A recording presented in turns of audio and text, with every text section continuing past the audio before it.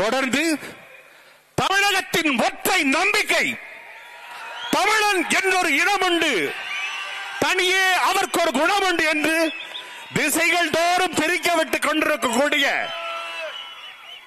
வஞ்சிக்கப்பட்ட தமிழர்களின் வாழ்க்கைக்கு வரமாய் வந்த அண்ணன் செந்தமிழன் சீமான் இப்பொழுது உங்கள் முன்னிலையில்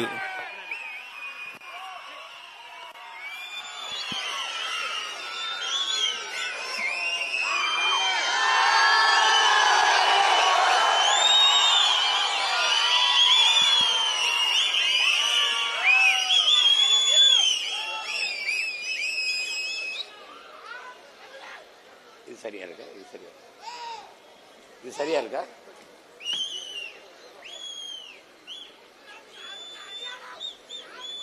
சரியா இருக்கா?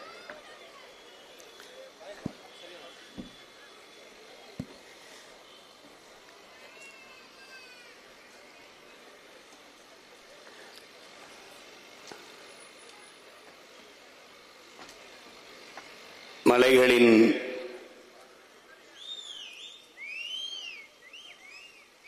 மாநாட்டிற்கு வந்திருக்கிற என்னுடைய உயிரோடும் உணர்வோடும் கலந்து வாழுகின்ற அன்பு உறவுகள் அனைவருக்கும் வணக்கம்.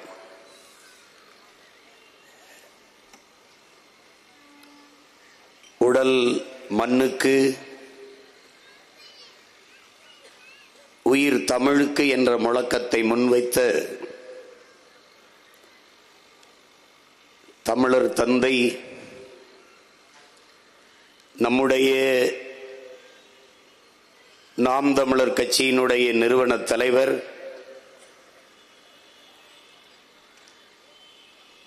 ஐயா சீபா ஆதித்தனார் அவர்களுடைய பிறந்த நாள் இன்று.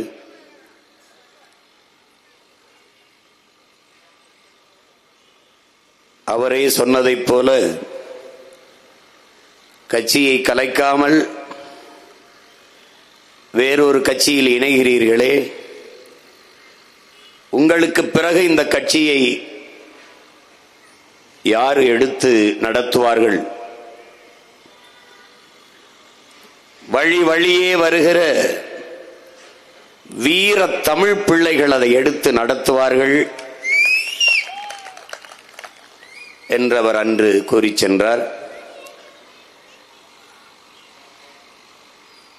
அவர் சொன்னதற்கேற்ப வழி நடக்கிற தமிழ் பிள்ளைகள் பெருமிதத்தோடு நம்முடைய தமிழர் தந்தைக்கு நம் புகழ் வணக்கத்தை செலுத்துவோம்.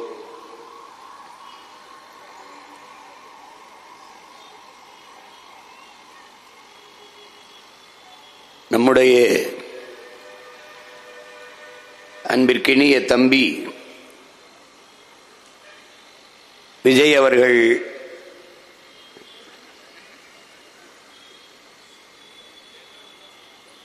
மக்களை சந்திக்கிற நிகழ்வை தொடர்ந்து செய்து வருகிறார். அதிலே இன்று கரூரிலே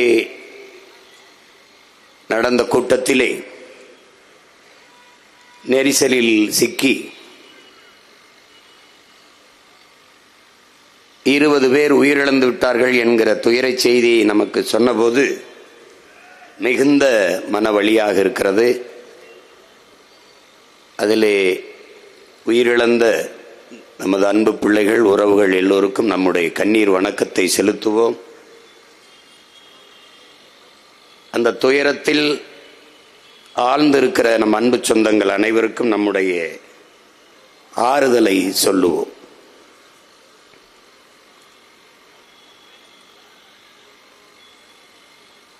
வரலாற்றில் ஒரு பெருமைமிக்க, மிக பெரும் சிறப்புமிக்க இனத்தின் பிள்ளைகள் நாம். உலகில் பல்வேறு மன்னர்கள் ஆட்சி செய்திருக்கிறார்கள். தனிப்பட்ட முறையில் செல்வந்தர்கள் கோடை வள்ளல்களாக இருந்திருக்கிறார்கள், வாழ்ந்திருக்கிறார்கள். ஆனால் நாட்டை ஆண்ட மன்னர்களே வள்ளல்களாக இருந்தது தமிழ் பேரினத்தில்தான். பாரி, ஓரி, காரி, பேகன், ஆய், நல்லி, அதியமான் என்று 7 பெரும் வள்ளல்கள்.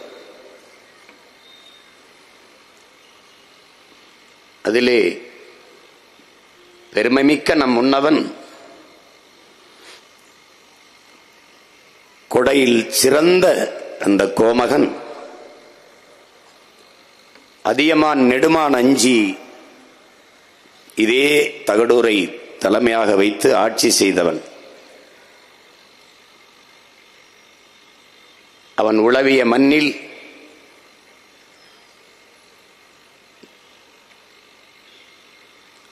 அவன் பாதுகாத்து வைத்த மலைகளை அவன் பேர பிள்ளைகள் இன்று பாதுகாப்பதற்காக மலைகளின் மாநாட்டை நடத்தி கொண்டிருக்கிறோம்.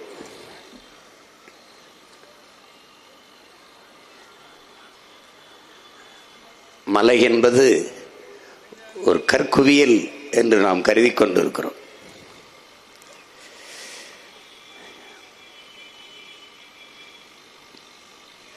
பல லட்சக்கணக்கான உயிர்களின் அது கருவறை.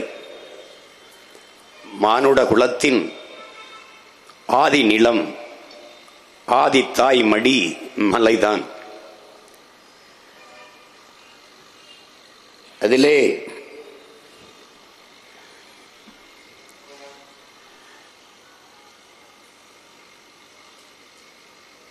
ஐம்பூதங்கள் என்று எல்லோரும் சொல்ல நீங்கள் கேள்விப்பட்டிருப்பீர்கள். அதை தமிழிலே நாம் ஐம்பெரும் ஆற்றல் என்று சொல்லுகிறோம். நிலம், தீ, நீர், வழி, விசும்பு ஐந்தும் கலந்த, இவை ஐந்தும் கலந்த மயக்கமே உலகம் என்று தொல்காப்பியம் பாடுகிறது. தொல்காப்பியம் நமக்கு கற்பித்திருக்கிறது. அப்ப நிலம், நீர், தீ, வழி, வெளி இந்த ஐந்தும் தான் உலக உயிர்களின் தொடக்கம். அதற்குள்ளேதான் எல்லா உயிர்களும் அடக்கம். மனிதர்கள் மட்டுமல்ல, இந்த 5 ஆற்றல்கள் இன்றி உலகில் எவ்வுயிரும் இல்லை என்பதை என்னரும் சொந்தங்கள் தெரிந்து கொள்ள வேண்டும்.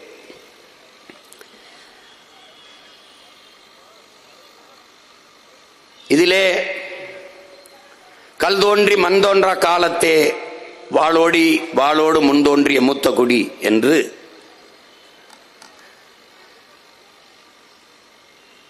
பாடுகிற போது நம்மை தமிழர்கள் வீண் பெருமை பேசுவார்கள். மண் தோன்றவில்லையாம், கல் தோன்றிவிட்டதாம், அதிலே இவர்கள் தோன்றிவிட்டார்களாம் என்று கேலி பேசுவார்கள். கல் தோன்றிவிட்டது, மலை தோன்றிவிட்டது, முதல் நிலம் தோன்றிவிட்டது.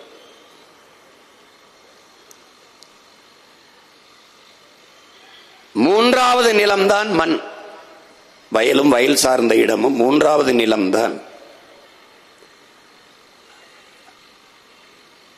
அந்த மண் தோன்றுவதற்கு முன்பே மலை தோன்றிவிட்டது. அந்த மலையில் தமிழன் வாழத் தொடங்கிவிட்டானதான் ஆதிக்குடி. அங்கு வாழ்ந்தவர்கள் குன்றவர்கள் என்று அழைக்கப்பட்டார்கள்.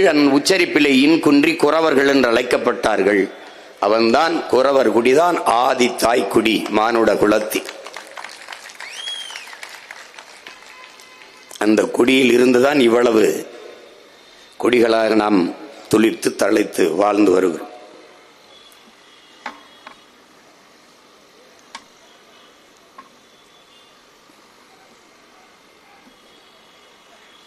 முதல்ல மலைகளின் மாநாடு ஏன், மலைவளமே மண்வளம் என்று நாம் சொல்வதற்கு காரணம் என்ன? மலைக்கும் மண்வளத்திற்கும் என்ன சம்பந்தம்? மலை இல்லை என்றால் மழை இல்லை. இந்த உயிரியல் அறிவியல் உண்மையை நாம் உணர வேண்டும். இந்த மலைகளை பார்க்கிற போது நமக்கு என்ன தோன்றும்? மலை இது பூமி தாயின் மார்பு, இதில் பல கோடிக்கணக்கான உயிரினங்களின் வாழ்விடம். மலையிலிருந்துதான் எனக்கு மழை வருகிறது, அறிவு வருகிறது என்றெல்லாம் பார்ப்போம். ஆனால் இன்றைய ஆட்சியாளர்கள் இந்த மலை வெட்டினால் காசு, பணம், துட்டு, இந்த குவாரி என்று பார்ப்பார்கள்.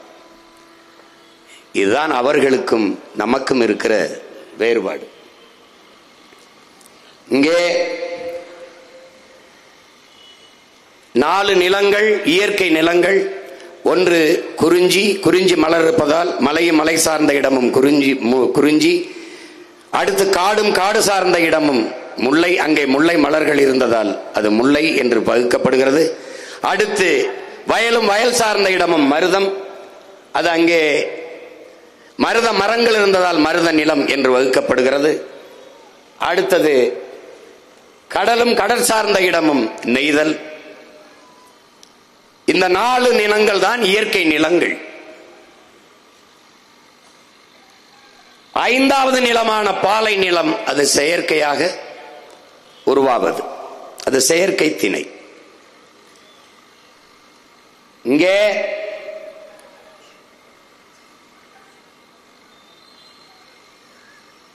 இந்த 4 நிலங்களை தாண்டி இன்னொரு நிலம் பாலைவனம். அந்த நிலம் முல்லையும் குறிஞ்சியும் முறைமையில் திரியின் நல் இயல்பிழந்து நிலம் நடுக்குற்று பாலையனும் படிமம் கொள்ளும் என்று நம்முடைய மூதாதை இளங்கோவடிகள் பாடுகிறார். இங்கே கவனியுங்கள், ஒரு நாட்டினுடைய எதிர்காலம் என்பது அந்த நாட்டின் வகுப்பறையில் தீர்மானிக்கப்படுகிறது. ஒரு நாட்டின் எதிர்காலம் என்பது அந்த நாட்டின் வகுப்பறையில் தீர்மானிக்கப்படுகிறது. ஒரு நாட்டின் நலன் என்பது அந்த நாட்டின் ஒவ்வொரு வீட்டின் சமையலறையில் தீர்மானிக்கப்படுகிறது. வளத்திலே ஆகச் சிறந்த வளம் அறிவு வளம் தான். நலத்திலே ஆகச் சிறந்த நலம் உடல் நலன் தான். உணவே மருந்து என்று நமது முன்னவர்கள் கற்பித்தது இதில்தான். ஒரு நாட்டின் வளம் என்பது அந்த நாடு பெற்றிருக்கிற நிலத்தின் வளத்தை பொறுத்து அமைகிறது. ஒரு நாடு பெற்றிருக்கிற நிலத்தின் வளம் என்பது அந்த நாடு பெறுகிற நீரின் வளத்தை பொறுத்து அமைகிறது. அந்த நீரின் வளம் என்பது அந்த நாடு பெறுகிற மழைகளின் வளத்தை பொறுத்து, மழை எவ்வளவு பொழிகிறதோ அதை பொறுத்து அந்த நாட்டினுடைய நீரின் வளம் அமைகிறது. அந்த நாட்டின் மழையின் வளம் என்பது அந்த நாடு பெற்றிருக்கிற மலைகளின் வளத்தை பொறுத்து அமைகிறது. அதனால்தான் மழை இல்லை என்றால் மழை இல்லை. இப்போ உங்களுக்கு இப்ப பாருங்க, எப்படி மழைப்பொழிவை நாம் பெறோம்?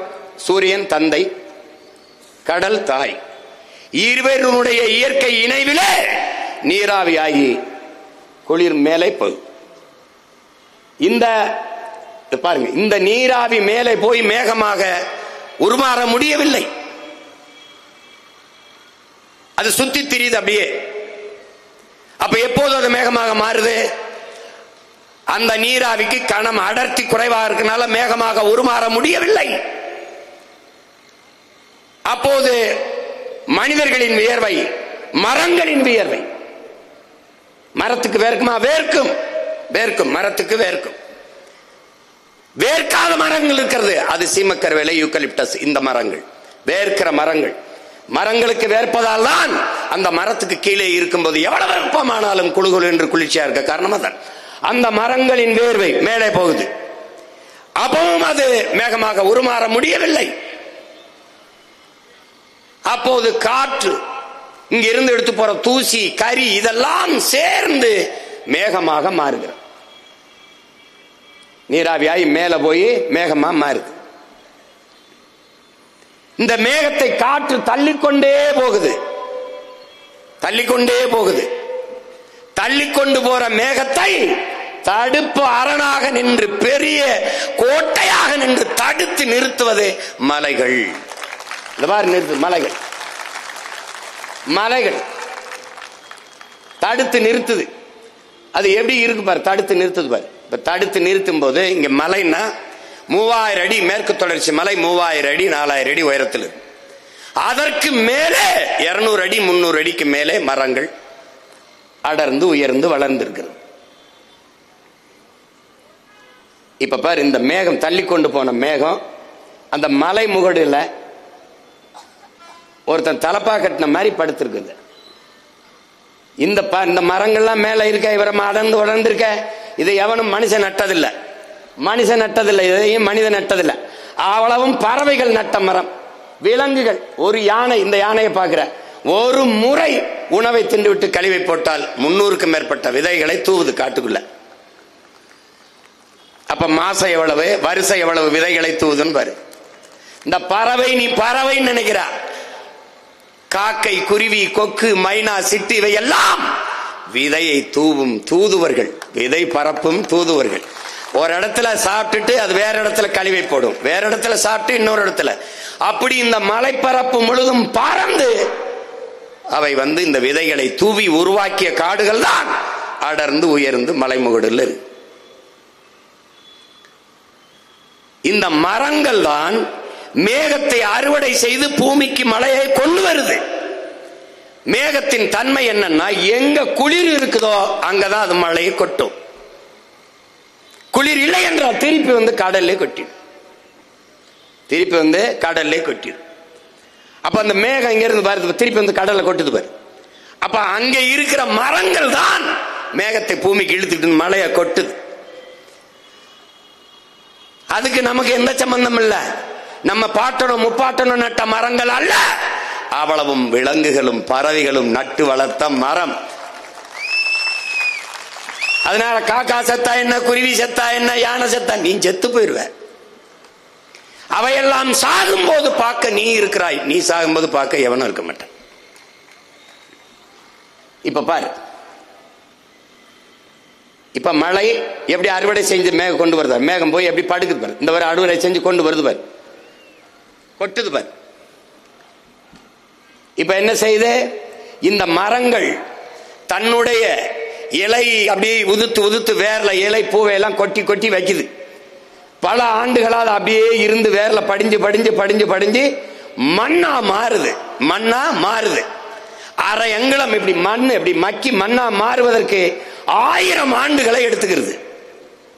இந்த வேர்ல படிஞ்சு இருக்கிற இந்த மண்ணின் தன்மை என்னன்னா, அந்த மழை இருக்கு பாருங்க, இந்த மழை பொழியும் போது அப்படியே உள்ள மரத்துல இறங்கி வரும்போது இலைகள் கொஞ்சம் பிடிச்சுக்கிறது, மரத்தோடி அப்படியே வழிந்து வருவதை இந்த வேர் அந்த மண் இருக்குதே மக்கி, அந்த மண் இருக பிடிச்சு சேமிச்சுக்கிறது, அப்படியே வேர்ல பிடிச்சுக்கிறது, ஓட விட மாட்டேங்குது, சேமிச்சு வச்சுக்கிறது அப்படியே. இப்ப எப்படி சேமிப்பு, ஒரு வேளாண் குடிமகன் தன்னுடைய வேளாண்மையில் விளைச்சலில் பாதியை உணவு தேவைக்காக சேமித்து வைப்பது போல அது சேமித்து வச்சுக்கிறது. தன் உணவு தேவைக்கு போக மீதியை அப்படி உருட்டி விடுறார். அவர் வர்றார், ஓடி வர்றார். அவர் வரும்போது இந்த காடு இதான் சோலை காடுகள். இந்த சோலை காடுகளில் இருக்கிற புற்கள் தன்னுடைய உணவு தேவைக்கு வேர்களிலே நீரை பிடிச்சு வச்சுக்கிறது. பிறகு அவருடைய உணவு தேவை போக மீதியை உருட்டி விடுறார், ஓட விடுறார். அது ஓடி வந்து இந்த மாதிரி சமவெளியில் இருக்கிற கிராஸ்லேண்ட் புல்வெளிகளிலே வழி, அந்த புற்கள் தன்னுடைய வேர்களில் உணவு தேவைக்கு பிடிச்சு வச்சுக்கிறது. இது வெறும் புல் அல்ல, அது நீர் சேமிக்கும் வங்கி என்பதை என் உயிரினும் இனிய என் உடன் பிறந்தார்கள் புரிந்து கொள்ளும். இங்க பாருங்க, இங்க பாருங்க, இங்க பாருங்க. இப்போ அந்த புல்வெளியில மாடு, காட்டு மாடு, ஆடு, மான் எல்லாம் மேயுது. அப்ப ஒரு புலி அங்க செத்து போனால் 25,000 மனிதனுக்கான நீர் இருக்குல்ல, அதனுடைய அளவு தேவை அது குறையுது. 25,000 மனிதனுக்கு கிடைக்கிற நீர் குறையுது. ஒரு புலி செத்தால் எப்படா 25,000 பேருக்கு கிடைக்கிற தண்ணி அளவு குறையுதுன்னா, இந்த மான், இந்த காட்டெருமை, இந்த ஆடு எல்லாம் மேய்து பாருங்க. இந்த புல்ல மேயறதுனால புல்ல அழிஞ்சிருது. புல்லின் அழிவில் இருந்து புலி வேட்டையாடி அழிக்கிற இந்த விலங்குகளை வேட்டையாடி சாப்பிட்டு அந்த புல்லை பாதுகாக்குது. விளங்குதுன்னு நினைக்கிறேன். இப்ப பாருங்க, இப்ப இந்த மான் அழிக்கப்படுவதால் அந்த இடத்துல புல் காக்கப்படுகிறது. இப்படி மான் இப்படி திங்குது, அதை பார்க்க கூடாது. அது உணவு சுழற்சி, இயற்கையின் விதி. அது நீர் புல்லுக்கு உணவு, புல்லு மானுக்கு உணவு, மான் புலிக்கு உணவு. ஒன்னு ஒன்னு ஒன்னு ஒன்னு சார்ந்து சார்ந்து இருக்குது. அப்படிதான் நம்ம யாருக்கு உணவு? ஒரு நாள் இந்த மண்ணுக்கு உணவு, அவ்வளவுதான். உனக்கு விளங்குதுன்னு நினைக்கிறேன். இது இதான் உணவு சங்கிலி. இதான் நம்ம அப்பா சொல்றாங்க, நம்மாழ்வார். இதுல ஒன்ன துண்டிச்சு வச்சுக்க, கதை முடிஞ்சு. அப்படி அப்படி இருங்க இந்த பாருங்க எப்படி இதுல ஒண்ணு துண்டிச்சான்னா, நீ பாரு, கொசு ஒன்ன கடிக்குது. ஒரு அற்ப கொசுவை ஒழிக்க முடியாத இவர்கள் ஊழல் லஞ்சத்தை ஒழிப்பேங்கிறாங்க. நீ நம்பிட்டு அலையிற. ஏன் கொசு எங்க உருவாகுது சொல்லு? கொசு எங்க உருவாகுது சொல்லு? கொசு எங்க உருவாகுது? அழுக்கு தண்ணியில உருவாகுது. தண்ணி ஏன் அங்க அழுக்காகுது? அங்கேயே தேங்கி இருப்பதால் அது அழுக்காகுது. அங்க கழிவு நீர் தேங்கி இருக்கும் போது அங்க கொசு முட்டையிடுது. அந்த முட்டையை ஒருத்தன் சாப்பிடுவான், அவனுக்கு உணவு. யாரு? தவக்கலை, அரட்டலை. அவன் பிடிச்சு முட்டையை சாப்பிட்டே இருப்பான். நீ இந்த கேடு கட்ட பிளீச்சிங் பவுடரை கொண்டு இந்த அரட்டலைக்கு அதுல போட்டு அவனை கொன்னுற. அவன் செத்துறான். கொசு முட்டையை விட்டு சுதந்திரமா பொறிச்சு பல லட்சக்கணக்கா வந்து உன்னை போடுது. அது டெங்குங்குது. அப்புறம் ஊதுறான் சங்கு. அதை நீ போய் சேர்ந்துடுற. இதான் நடந்துருது. டெங்குன்னு ஒரு போடு, அதுக்கப்புறம் சங்கு தான் உனக்கு. இப்ப கொசு உற்பத்தியை தடுக்க முடியவில்லை. காரணம், நீ அந்த உணவு சங்கிலிய வெட்டின. தவளையை கொன்ன, அது உணவு போயிருது. எலிய கொன்ன, பாம்பு வந்து. பாம்பு சத்து, கருடன் எல்லாம் அந்த அதுகளுக்கு உணவு இல்லை. ஒன்னு சார்ந்திருக்கு. எலி என்ன செய்யும்? பாம்பு என்ன செய்யும்? இந்த பூச்சி இலை இதை புறம் திங்குது பாரு. நம்ம பூச்சி செடியை வெட்டி திங்குதுல பயிரை, அதை புறம் எலி சாப்பிடும், அந்த பாம்பு சாப்பிடும். நீ அதை கொன்னவன அது பிரச்சனை. இங்க இருக்கிற ஒன்னு சார்ந்து, இதான் உணவு சங்கிலி. இதை அறுத்துட்டினா உலக சுழற்சி நின்றும். மிகப்பெரிய அழிவை நாம் எதிர்கொள்ள நேரிடும். அதனால இதெல்லாம் செத்து போச்சே, அதெல்லாம் செத்து போச்சேன்னு நீ சாதாரணமா நீ கடந்து போயிட முடியாது. வாங்க, இப்ப ஒரு புலியின் மரணம் 20,000 மானுடனுக்கான நீரை அது குறைக்குது. 20,000 ஒரு மனிதன் கிடைக்கிற நீர் வந்து பாதிக்கப்படுதுங்கிறான். இப்ப இந்த குழந்தை வந்து பாருங்க, இந்த குழந்தை சாப்பிடும் போது எப்படி 2 சாப்பிட்டு வாயில போட்டு 2 சோற கீழே சிந்தது பாருங்க. அது மாதிரிதான் இதையெல்லாம் தண்ணீரை அவனுக்கு போக மீதியை உருட்டி விடுறான். வர்றான் பாருங்க. அப்படியே வந்து பல கோடிக்கணக்கான நீர்த்துளிகள் உருண்டு திரண்டு பேரருவியா கொட்டுறான். இங்க பாருங்க, அப்படியே பாருங்க. இதுல என்னன்னா, ஒரே நாள்ல அந்த மலை வந்து அங்க மேல இருந்து ஓடி வந்து போயிரும் அது. ஆனால் விடாமத 3-4 மாதங்களுக்கு அதை அப்படியே சேமிச்சு வச்சு கொட்டுறது யாருன்னா, இந்த மரங்கள், இந்த சோலைக்காடுகள், இந்த புல்வெளிகள், இவைதான் அதை சேமிச்சு கொஞ்சம் கொஞ்சமா விட்டு நீண்ட நாள் அந்த அருவி கொட்டுவதற்கு. இதுல ஒருத்த வேலை இல்ல, ஒவ்வொருத்தனும் நமக்காக அங்க இருந்து உழைச்சிக்கிட்டு இருக்கான்னு நீங்க கவனத்துல வச்சுக்கணும். இப்ப நீ பாக்குற, இங்க இருந்து பார்க்கும்போது மச்சான் அப்படியே எண்ணெயை தேய்ச்சி அப்படியே குளிச்சுட்டு அப்படியே அருவின்னு வர்ற. அவன் பாரு, அவன் அங்க பாரு யாருன்னு பாரு. உன்னுடைய தாய், நம் தாயின் மார்பிலிருந்து நமக்கு பால். பூமி தாயின் மலை மார்பிலிருந்து உலக உயிர்களுக்கு பால். நம் தாய் ஊட்டிய பாலில், நம் தாயின் மாரில் நாம் மட்டும்தான் பால் உண்டோம். ஆனால் பூமி தாயின் மலை மார்பில் உலக உயிர்களுக்கெல்லாம் பால் ஊட்டிய தாய் அவதான். வாங்க, இப்ப இதுல என்ன நீங்க கவனிக்கணும், நம்ம கண்மாயை நம்ம வெட்டினோம், ஏரியை நம்ம வெட்டினோம், குளத்தை நம்ம வெட்டினோம், தாங்களை நம்ம வெட்டினோம், ஏந்தலை நம்ம வெட்டினோம், எல்லாம் அந்த பறை எல்லாம் போயிடுச்சு. ஆனால் ஆறை நம்ம உருவாக்கல. ஆறை உருவாக்குது மனிதன் அல்ல, கிணறை உருவாக்கணும். எல்லாவற்றையும் நாம் உருவாக்கினோம் மனிதன். ஆனால் ஆறை உருவாக்கியது அருவி. அது எந்த பக்கத்துக்கு வசதியா இருக்கோ அதே பாதை கண்டு ஓடும். ஆத்துக்கு பாதை கண்டு யாரு தந்தது, தானாக பாதை கண்டு நடக்குது. காற்றுக்கு பாட்டு சொல்லி யாரு தந்தது, தானாக பாட்டு ஒண்ணு படிக்குது. அது மாதிரி தானாக பாதை கண்டு ஓடியது ஆறு.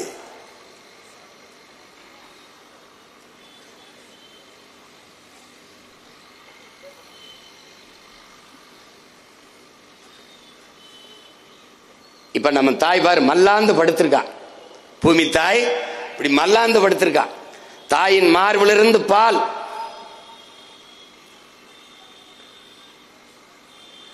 அதை போல பூமி தாயின் மலை மார்பில் இருந்து எல்லா உயிர்களுக்கும் பால்.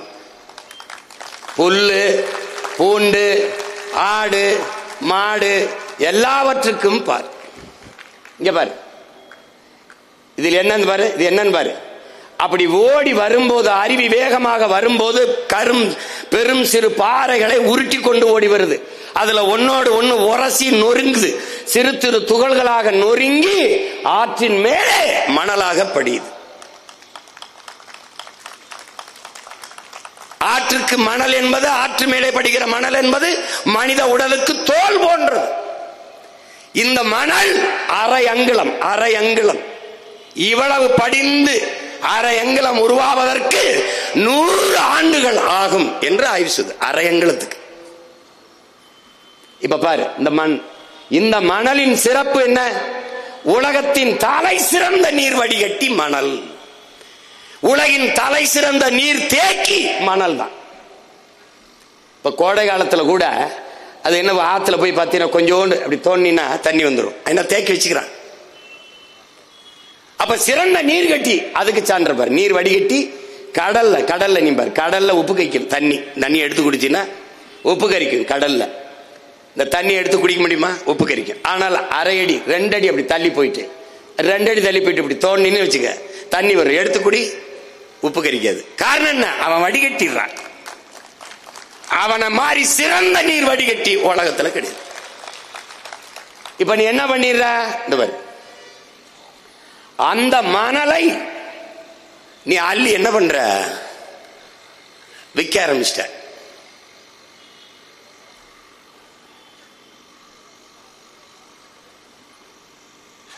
எல்லாருக்குமான பாலை கொடுக்கிறா பாரு உன்னுடைய ஆறு. இது எல்லாருக்கும் கொடுப்பா. எல்லா உயிர்களுக்கும், கடைசியா அணிலுக்கும்.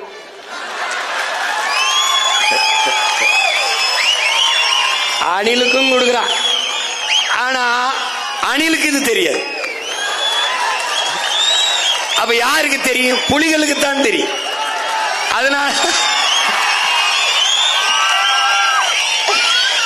அதனாலதான் புலிகளுக்கு தான் தெரியும். புலிகள் தான் நாட்டையும் காக்க போராடணும், காட்டையும் காக்க புலிகள் தான் போராடணும். உனக்கு புரியுதுன்னு நினைக்கிறேன்.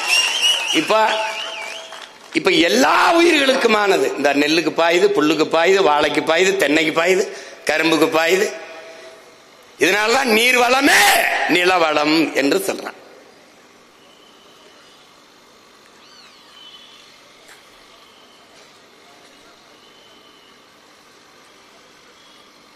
இப்ப பாருங்க,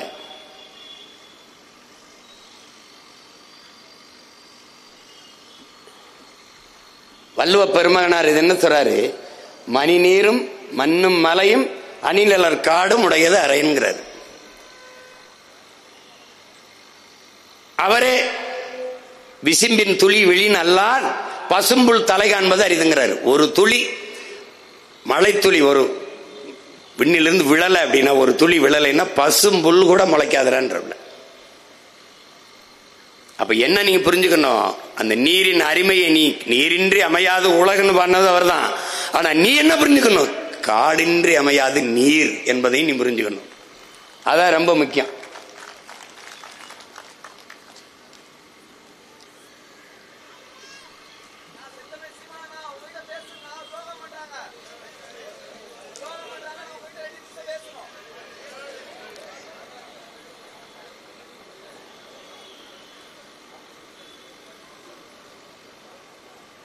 இப்ப என்னன்னா, இந்த மலைகளை வெடி வச்சு தகர்த்து பாரு. தகர்த்து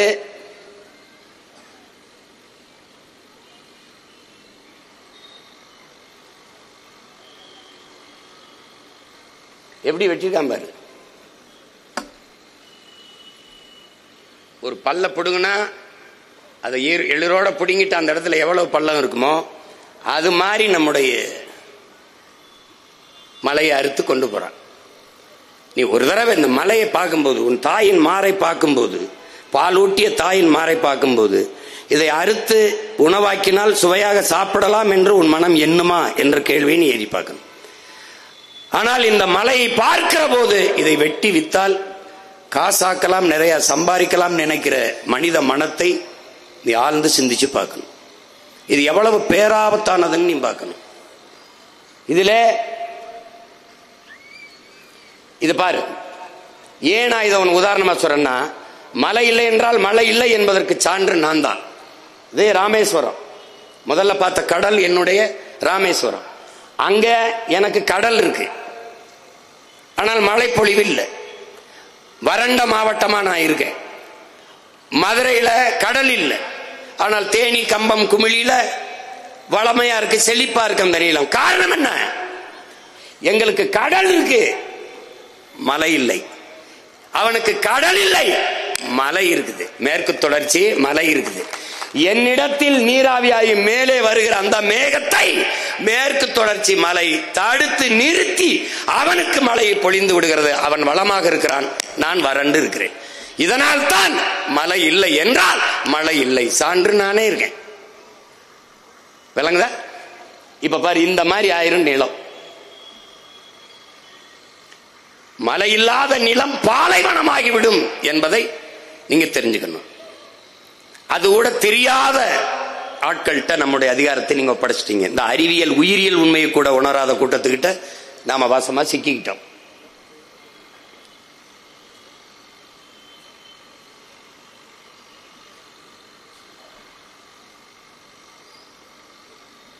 இதுல என்னன்னு பாத்தீங்கன்னா, நம்முடைய முன்னவன் கரிகாலன் இந்த ஓடுகிற நீரை அணை கட்டக்கூடாது, குறுக்க அணை கட்டி தடுக்க கூடாது. அது தடுக்கிறதுனால என்ன ஆயிரும் பாருங்க. இப்ப பாருங்க, இப்ப தடுத்தீங்கன்னா உன்னுடைய ரத்த நாளங்கள் போலதான் பூமி தாய்க்கு நதி. அந்த நதியிலே குறுக்க ஒரு அணையை நீ கட்டிட்டீங்கன்னா உன்னுடைய ரத்த நாளங்களில் ஒரு இடத்துல தடை ஏற்பட்டால் எப்படி அந்த இடம் செயலிழந்து விழுந்து விடுமோ, இயங்காதோ, அதை போல மற்ற இடத்தில் ஆறு மரணித்து விடும். அந்த தேக்கி வைக்கிற இடத்திலே நிறுத்துங்க, தேக்கி வைக்கிற இடத்திலே நீர், நிலத்தடி நீர் உயரும், அந்த இடத்தில் இருக்கிற உயிரினங்கள் வாழும். மற்றபடி அந்த நதியை நம்பி இருக்கிற இடங்கள் இது போல வறண்டு போகும், மற்ற உயிரினங்கள் வாழ முடியாது. அந்த இடத்திலே ஆறு மரணித்து விடும். அப்ப என்ன பண்ணும்? தடுக்க கூடாது. அப்ப என்ன பண்ணும்? நீரை ஓட விடணும். எந்த முறையை கையாளணும்? நமது முன்னவன் கரிகால் பெருவளச்சோழன் கட்டியது போல ஒரு தடுப்பணை தான் கட்டணும். நமது பாட்டன் 1800 ஆண்டுக்கு முன்னாடி அவன் அணையை கட்டி தடுக்கவில்லை, தடுப்பணை கட்டினான். இந்த அணையில் வேண்டிய அளவு நீரை தேக்கி விட்டு அதுக்கு மறுபடியும் மேலே ஏறி அந்த போயிரும், அடுத்த பக்கம் போயிரும். அப்ப தேவையான அளவுக்கு சேமித்து விட்டு மேலே ஏறி ஓவர்ஃப்ளோ ஆகி தடையை தாண்டி போயிரும். அது தடுப்பணை. இது எந்த முறையிலன்னா, இந்த மாடு, பசு மாடு பாருங்க, அப்படியே இந்த பசு மாட்டுல கண்ணுக்குட்டியை குடிக்க விடுறோம். பசு யாருக்கு பால் கறக்குது? கண்ணுக்குட்டிக்கு தான். ஆனால் நமக்கு என்ன கற்பிச்சு வச்சிருக்கான்? காக்கை பாட்டி வடையை திருடி விட்டது, பசு நமக்கு பால் தரும், அப்படிதான் பாடம் நடத்துறான். பசு நமக்கு பால் தரல, அது கண்ணுக்குட்டிக்கு. ஆனா காக்கை செஞ்சது திருட்டு, நீனும் நானும் செஞ்சது திருட்டு இல்லைங்கிறான். எப்படிப்பட்ட திருட்டு பேப்பாரு? நீனும் தான் திருடுற, பசு நமக்கு பால் தரல, திருடுறான். அதுவும் சில மாடு உதஞ்சிரும்னா, வாழை கண்ணில் அடிச்சிரும்னா வாழையும் காலையும் சேர்த்து ஒரு கட்டை போட்டுட்டு கறக்குறோம். இப்ப கண்ணுக்குட்டியை குடிக்க விட்டான், அது கண்ணுக்குட்டிக்கு தான் பால் கறக்குதுன்னு நினைச்சு கறக்கும். நம்ம அது திரும்பி பார்க்க விடாம முன்னாடி கொஞ்சம் கூளத்தை போடுவோம். இப்ப போடுவாரு பாருங்க, போடுறாரா? இது சாப்பிடும். அது குனிஞ்சு இறைய சாப்பிட்டுக்கும் போது பாலை கறந்துருவேன். உனக்கு தேவையானதை எடுத்துக்கிட்டு திருப்பி அதே கண்ணுக்குட்டிய கொஞ்சம் மடுவுல மிச்சம் வச்சு பாலை குடிக்க விடுவேன். பாரு, குடிக்க விடுறாரா? இந்த முறையைத்தான் நீ நீர் மேலாண்மையில கையாளணும். எப்படின்னா, கடல்ல இருந்து, தாயிலிருந்து வந்த பாரு, ஆறு, ஏரி, கண்மாய், கரணை, தாங்கல், ஏந்தல், ஊரணி, குளம், குட்டை, இப்படி நமது பண்டை தமிழ் முன்னவர்கள் நீர் மேலாண்மையை கடைபிடிச்சிருக்கான். இது போல ஆறுல இருந்து வர்றதை, அந்த நீரை ஒரு ஏரியை வெட்டி இப்ப ஏர்போர்ட் கட்டுறான்ல 5000 ஏக்கர், என் மக்கள் தர மாட்டேங்கிறான். அதே 5000 ஏக்கர்ல அவன் மகன் நான் ஏரி வெட்டுறேன்னா கொடுத்துருவான். 5000 ஏக்கர்ல ஒரு 500 ஏக்கர்ல ஏரியை வெட்டி நீரை தேக்கினால் அந்த 5000 ஏக்கருக்கு பாசனம். இப்ப எங்க பாட்டன் அரசேந்திரன் வீரநாராயண ஏரி வெட்டியிருக்கான், 16 கிலோமீட்டருக்கு வெட்டியிருக்கான். என் ஊர் ராமேஸ்வரத்திலிருந்து தலைமன்னாருக்கு 16 கிலோமீட்டர் தான் கடலின் குறுக்கு வாட்டில். அப்ப 16 கிலோமீட்டர்னு ஒரு சின்ன கடல். அந்த கடலை, அந்த ஆறை, அந்த அணை, அந்த ஏரியை தூர்வாரினால் எவ்வளவு நீரை தேக்க முடியும் பாரு. வீரநாராயண ஏரியில் கடலூர் ஆண்டுதோறும் அதிக மழைப்பொழிவு பொழியுது, வெள்ளத்துல மிதக்குது. அந்த நீரை சேமிச்சா நான் பெரும் குழாயின் மூலமாக, ராட்சச பெருங்குழாய்களின் மூலமாக தூக்கி கொண்டு போய் என்னுடைய காவிரி, என்னுடைய தஞ்சைக்கு தண்ணியை ஊத்திடுவேன். அவன்கிட்ட போய் கஞ்சிக்கிட்டு வேண்டிய அவசியம் இல்லை. அப்ப என்ன சொல்றான், அந்த ஆறை அப்படியே ஓட விடுறான், திருப்பிடா ஏரியில சேர்றான். கண்மாய், கரணை, தாங்கல், ஏந்தல், குளம், ஊரணி, குட்டை இப்படி எல்லாத்திலையும் சேர்த்துக்கடா. தேக்கிட்டு திருப்பி தாயிடமே சேயை சேர விடு. பசுவிடம் எப்படி கண்ணுக்குட்டியை திருப்பி விட்டியோ அப்படி அந்த தாயிடத்திலே நதியை சேர விடு. சேர விடாம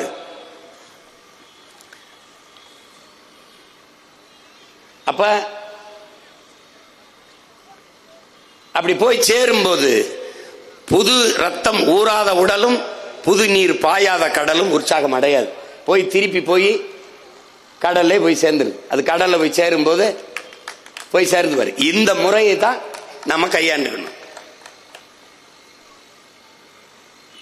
நம்ம ஒன்னும் புதுசா செய்யல, நம்ம முன்னவர்கள் செய்ததை திருப்பி அதை செய்யணும்னு நம்ம சொல்றோம், அதை கடைபிடிக்கணும்.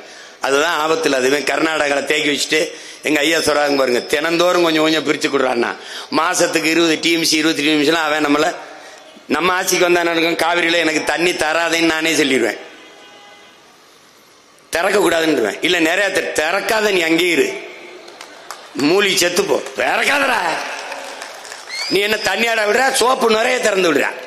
நம்மால் கேட்டா என்னடா அப்படி நுரையா வருதுன்னா, அது ஆலைகளின் கழிவு என்று தெரியாமல் அவன் சேமிச்சு வச்சு தண்ணி தமிழ்நாட்டுக்கு திறக்கும் போது அந்த ஆலை கழிவை திறந்து விட்டுறான். 2 ஆள் உயரத்துக்கு கழிவு வருது, நஞ்சு வந்துருது, தண்ணீர்னு பேர்ல விஷத்தை விட்டுறான். நம்ம அமைச்சர்கிட்ட கேட்டா அவர் சொல்றாரு, அங்க நிறைய பேர் சோப் போட்டு குளிச்சு விடுறாங்க அப்படின்ட்டு. போங்க.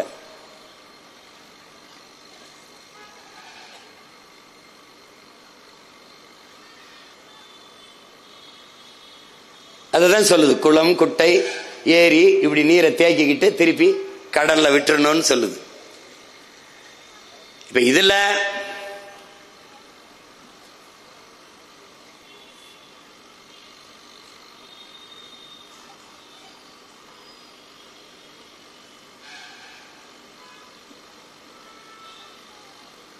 இதுல என்னன்னா, இந்த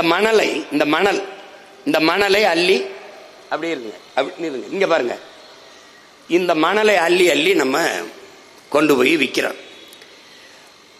அவன் என்ன சொல்றான், நமக்கு புத்தால்தனமா நம்ம என்ன கேள்வி எழுப்புறான்னா, மணல் அல்லன்னா வீடு எப்படி கட்டுறதுங்கிறான். தமிழ்நாட்டு மக்களின் மணல் தேவைக்கு மட்டும்தான் தமிழ்நாட்டு ஆறுகளில் மணல் அள்ளப்பட்டதா அப்படிங்கிற கேள்வி உடனே நமக்கு எழுது. நமது முன்னவர்கள் எத்தனாயிரம் ஆண்டுகளாக இந்த நிலத்தில் நாம் வாழ்கிறோம். அப்ப இந்த ஆறுகளில் மண்ணள்ளி தீர்த்தமா? இந்த ஆறுகள் எல்லாம் மண்ணு தீர்ந்து போனதா? கோட்டை கட்டி ஆண்டோம், அரண்மனைகள் எல்லாம் கட்டி வாழ்ந்தோம், பெரிய பெரிய வீடுகளை கட்டி வாழ்ந்தோம். அப்போதெல்லாம் ஆறுகளில் இந்த மணல் மொத்தமாக அள்ளி முடிக்கப்படாத போது இப்போது மட்டும் ஏன் தீர்ந்து போனது என்ற கேள்வியை நீங்க எழுப்பி பார்க்கணும். தமிழக மக்களின் மணல் தேவைக்கு மட்டும் அள்ளப்படாமல் பிற மாநிலங்களில் மணல் தேவைக்கும் உலக நாடுகளின் மணல் தேவைக்கும் அள்ளி விற்கப்பட்டது. ஆற்றின் மணல் காசாக பார்க்கப்பட்டது. அன்னைக்கு அறிஞர் அண்ணா அவர்கள் வரும்போது ஒருபடி அரிசி 3 ரூபாய்க்கு நான் போடுவேன் என்று சொல்ல போது இவர்கள் எல்லாம் என்ன அண்ணா அப்படி சொல்கிறார், அரிசி 3 ரூபாய்க்கு போடுவதற்கு என்ன படி அரிசி 3 ரூபாய்க்கு போட ஆற்று மணலா என்று கேள்வி எழுப்பினார்கள். ஆனால் இன்றைக்கு படி அரிசி இலவசமாக இந்த திராவிட அரசுகள் கொடுக்கிறது, ஆற்று மணல் 1000 ரூபாய்க்கு விற்கிறது. எப்படி இருக்கு? இப்போ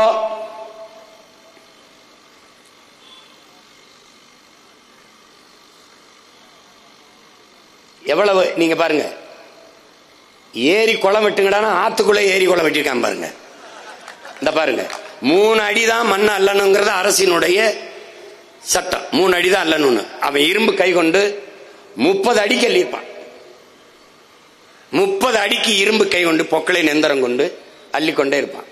பாருங்க, வண்டி வண்டியா போகுது பாருங்க, போய்கிட்டே இருக்கு. அவ்வளவும் இதை காசா பாக்குறான். கொண்டு போய் பிற மாநிலங்களுக்கு, இங்கே பாலாற்று மணல் கிடைக்கும், அங்கே தாமிரபரணி ஆற்று மணல் கிடைக்கும் என்று எல்லா மாநிலங்களும் எழுதி வைக்கப்பட்டு விற்கப்படுகிறது. இதை அள்ளி திண்டது இந்த திராவிட பெருமக்கள் தான்.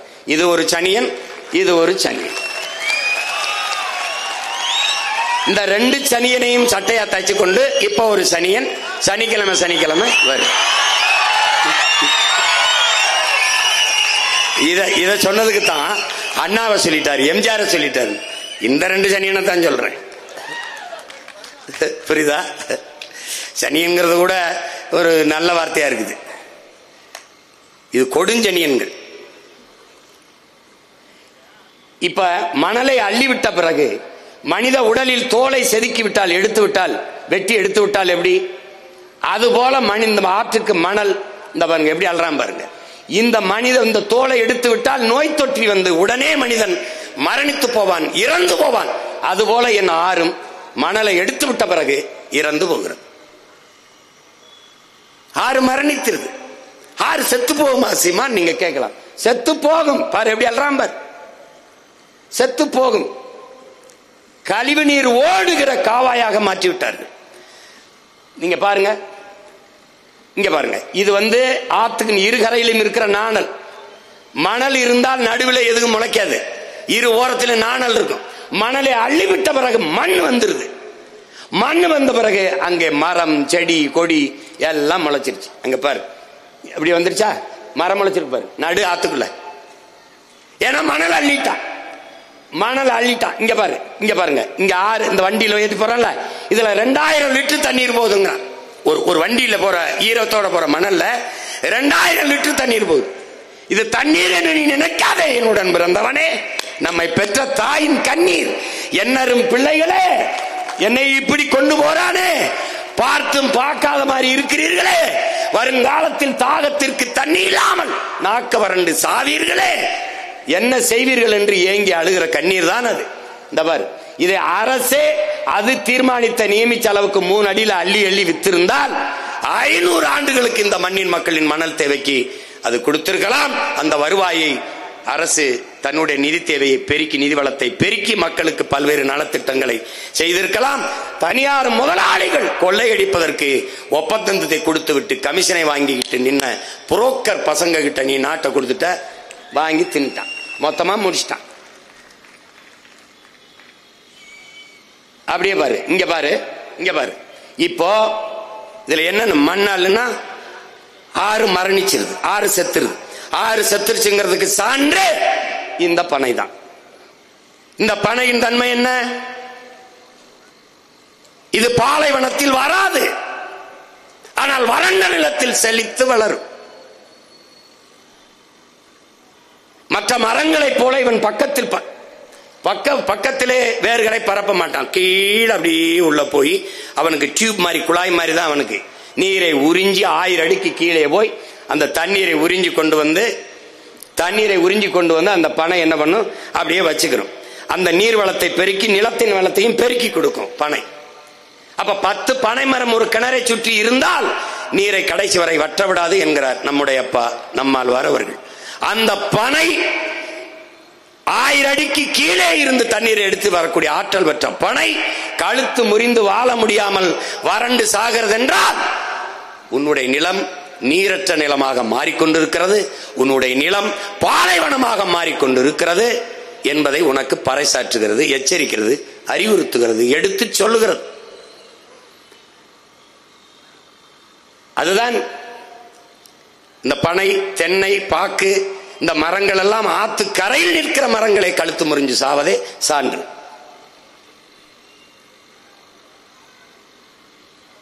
இதெல்லாம் பார்த்துட்டு உனக்கு தூக்கம் வந்துருச்சுன்னா இப்ப என்ன பண்றான்னா 32 ஆறுலயும் மணல் அள்ளி திண்டாச்சு, வித்தாச்சு. இப்ப மணல் தீந்துருச்சு, அதுக்கு மேல ஆத்துல மணல் இல்ல.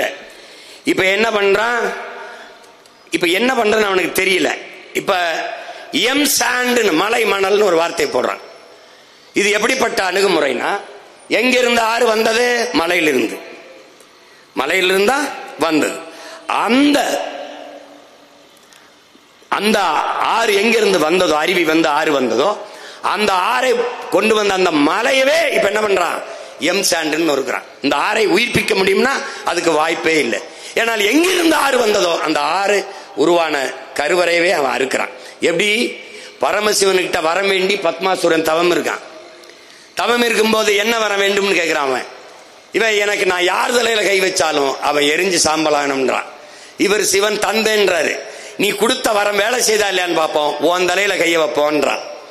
இது எப்படிப்பட்டதுன்னா, எவன் ஆரை தந்தானோ அவனையே அழிக்கிறது.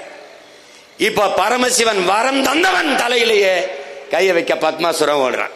இப்ப ஆரை தந்தவன் தலையவே அறுக்கிறான். அதான் எம் சாண்ட், மலை மணல். மலையை மணலாக, மலையில் கல்குவாரியாக. ஏன் மணல் குவாரி, ஏன் கல்குவாரி? ஏன்னா வாரி வாரி எடுப்பதால் அது மணல் குவாரி, கல்குவாரி. அதான் அதுக்கு பேரு. ஆச்சு, எல்லாம் தின்ட்டான். உன் தாயின் மாறு, இந்த மார்ல நீ பால் குடிக்கிற, இந்த மாரை அறுத்து ரத்தம் குடிப்பது எப்படிப்பட்ட கொடுஞ்செயலோ அப்படிப்பட்ட கொடுஞ்செயலை இவர்கள் செய்து கொண்டிருக்கிறார். பால் ஊட்டி வளர்த்த தாயின் மாரை அறுத்த படுபாதகர்கள் இவர்கள். பாரு எப்படி வெற்றிருக்கான். இது வரவால்ல. சில மலைகள் இப்படி முன்னாடி பார்க்கும்போது மலை இருக்கும், பின்னாடி போனீங்கன்னா முதுகு அப்படியே வெட்டி எடுத்திருப்பான், பின்னாடி மலை இருக்காது. பாரு, இதெல்லாம் நாங்க காட்டுறது கொஞ்சம் தான். கன்னியாகுமரி, தேனி, தென்காசி, திருநெல்வேலி, கோயம்புத்தூர், ஈரோடு, கரூர், எல்லா இடத்துலயும் மழை இல்லை. பார்த்துக்க, உன் தாயின் மாற அறுத்து ஏற்றி போயிட்டு இருக்கான். அவனுக்கு அதை பத்தி கவலை இல்லை. அவன் பணம் இருந்தா வாழ்ந்துடலான்னு நினைக்கிறான்.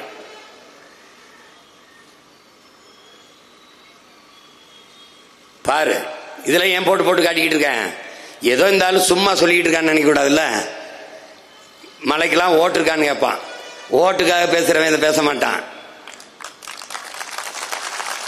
என் தம்பி பாலமல்லீஸ்வரர் மாதிரி நாட்டுக்காக நிக்கிற பிள்ளைகள் தான் இதை நாங்க பேசுவோம். நீ போட்டா போடு, போலைன்னா போ. நீ நோட்டாவுக்கு போடு, இல்லை எவனுக்கோ போடு, எனக்கு அதை பத்தி பிரச்சனை கிடையாது. நாடு மக்களும் நல்லா இருக்குன்னா என்ன, என் நாடு தேடு போடு, அவ்வளவுதான். ஒரு வழி இல்லை, போங்க.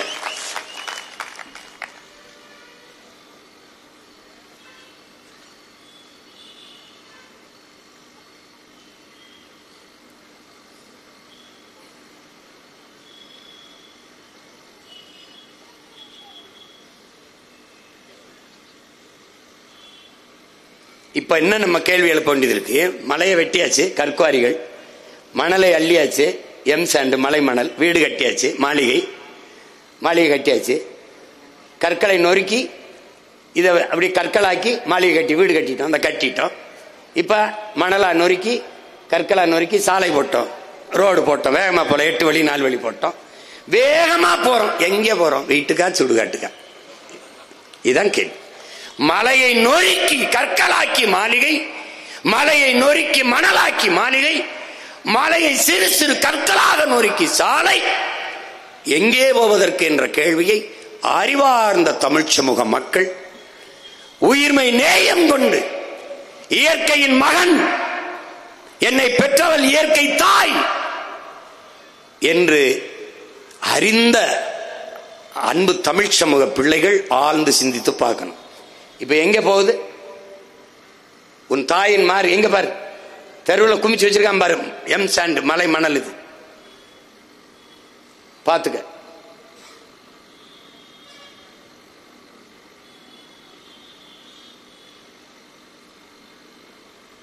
சரியாக இன்னும் 10 ஆண்டுகளில் உன் நிலம் பாலைவனமாயிரும்.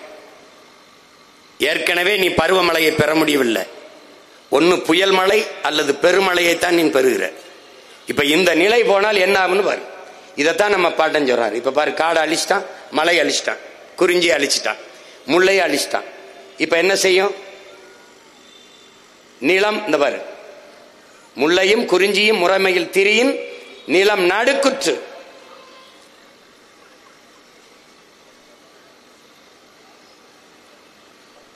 போங்க.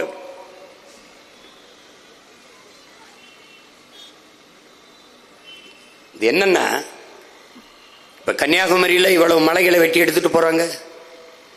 எவ்வளவு கற்றறிந்த மக்கள், கற்றறிந்த மக்கள் அதிகமா இருக்கிற மாவட்டம்ங்கிறாங்க. கற்றறிந்த மக்கள் அதிகமா இருக்கிற மாவட்டம்ங்கிறான். யாராவது ஒருவன் நீ சொல்லு, இந்த மலையை அரை அங்குலம் உன்னோட அதிகாரத்தால் வளர்த்து காட்ட முடியுமா?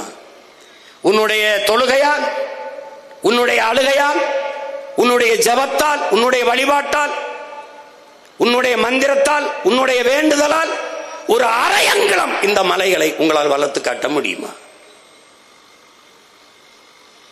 உங்களால் உருவாக்க முடியாத ஒன்றை உங்களுக்கு அளிக்கிற உரிமை யார் எடுத்து கொடுத்தது? சுமாசர் கேட்கிறார்.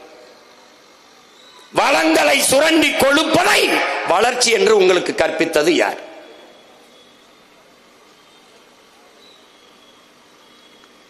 பாருங்க, வளங்களை சுரண்டி கொடுக்கிறான்.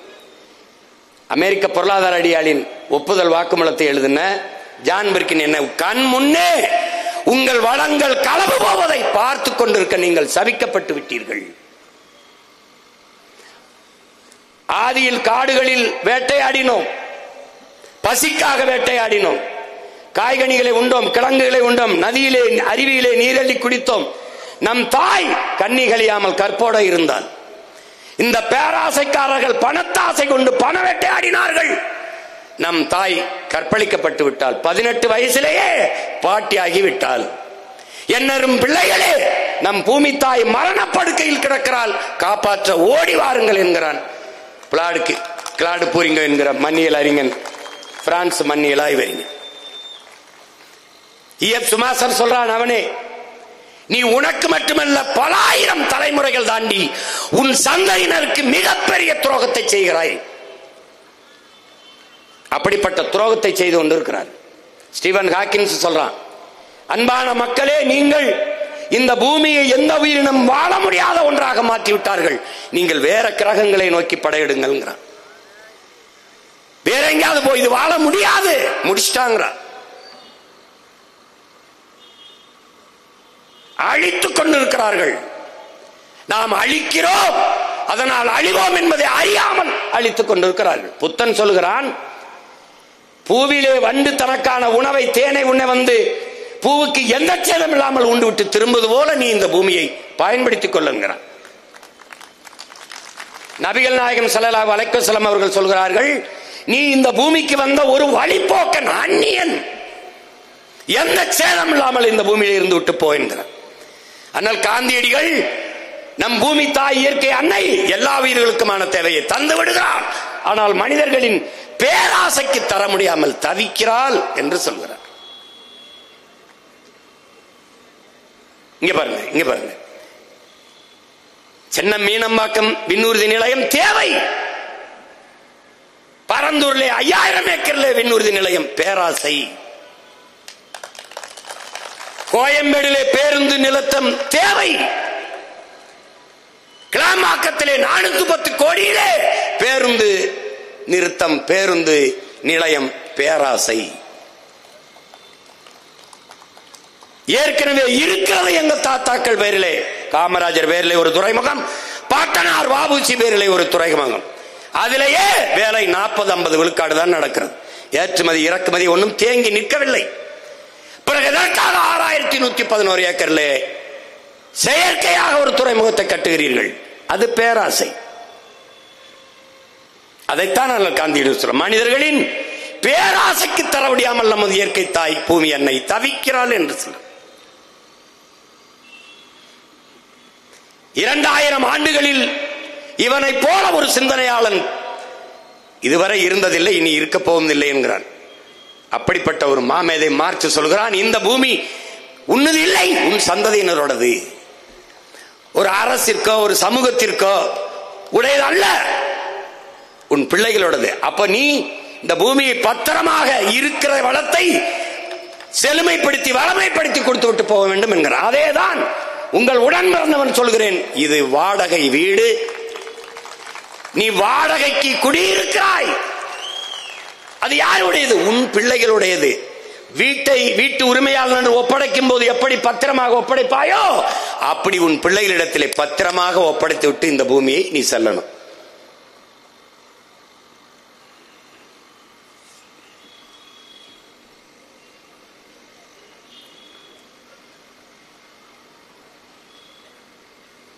இது என்ன? இங்க பாருங்க, நீங்க என்ன நினைக்கிறீங்க? என் பெற்றோர்கள், என் அன்பு சொந்தங்கள் என்ன நினைக்கிறீங்க? உங்க பிள்ளைகளுக்கு பெரிய வீட்டை, வாழ்வதற்கு நல்ல வீட்டை, பெரிய வீட்டை வைத்து விட்டு போக வேண்டும் என்று நினைக்கிறீர்கள். ஆனால் உங்கள் மகன், உங்கள் பிள்ளைகள், நாங்கள் எங்கள் பிள்ளைகள் வாழ்வதற்கு நல்ல நாட்டை வைத்து விட்டு போக வேண்டும் என்று நினைக்கிறோம்.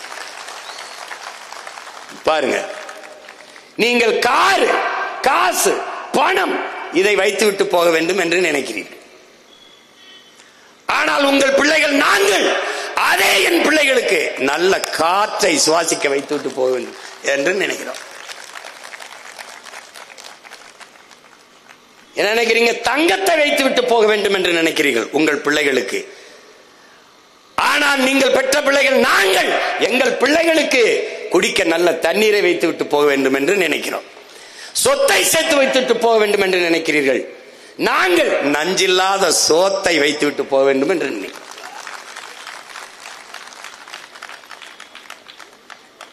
இப்ப யார் கூட நிக்க போகிறீர்கள் என்பதை நீங்க தான் முடிவெடுக்கணும்.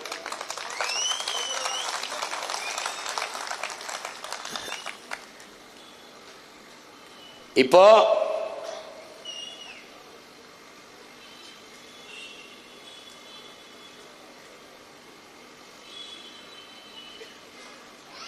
சொல்றான் பாருங்க, இளங்கோடிகள் எத்தனாயிரம் ஆண்டுகளுக்கு முன்பு நம்ம மூதாதை முல்லையும் குறிஞ்சியும் முறைமையில் திரிந்து நல் இயல்பு அழிந்து நடுங்குயர் உறுத்து பாளையனும் படிமம் கொள்ளும்ங்கிறது.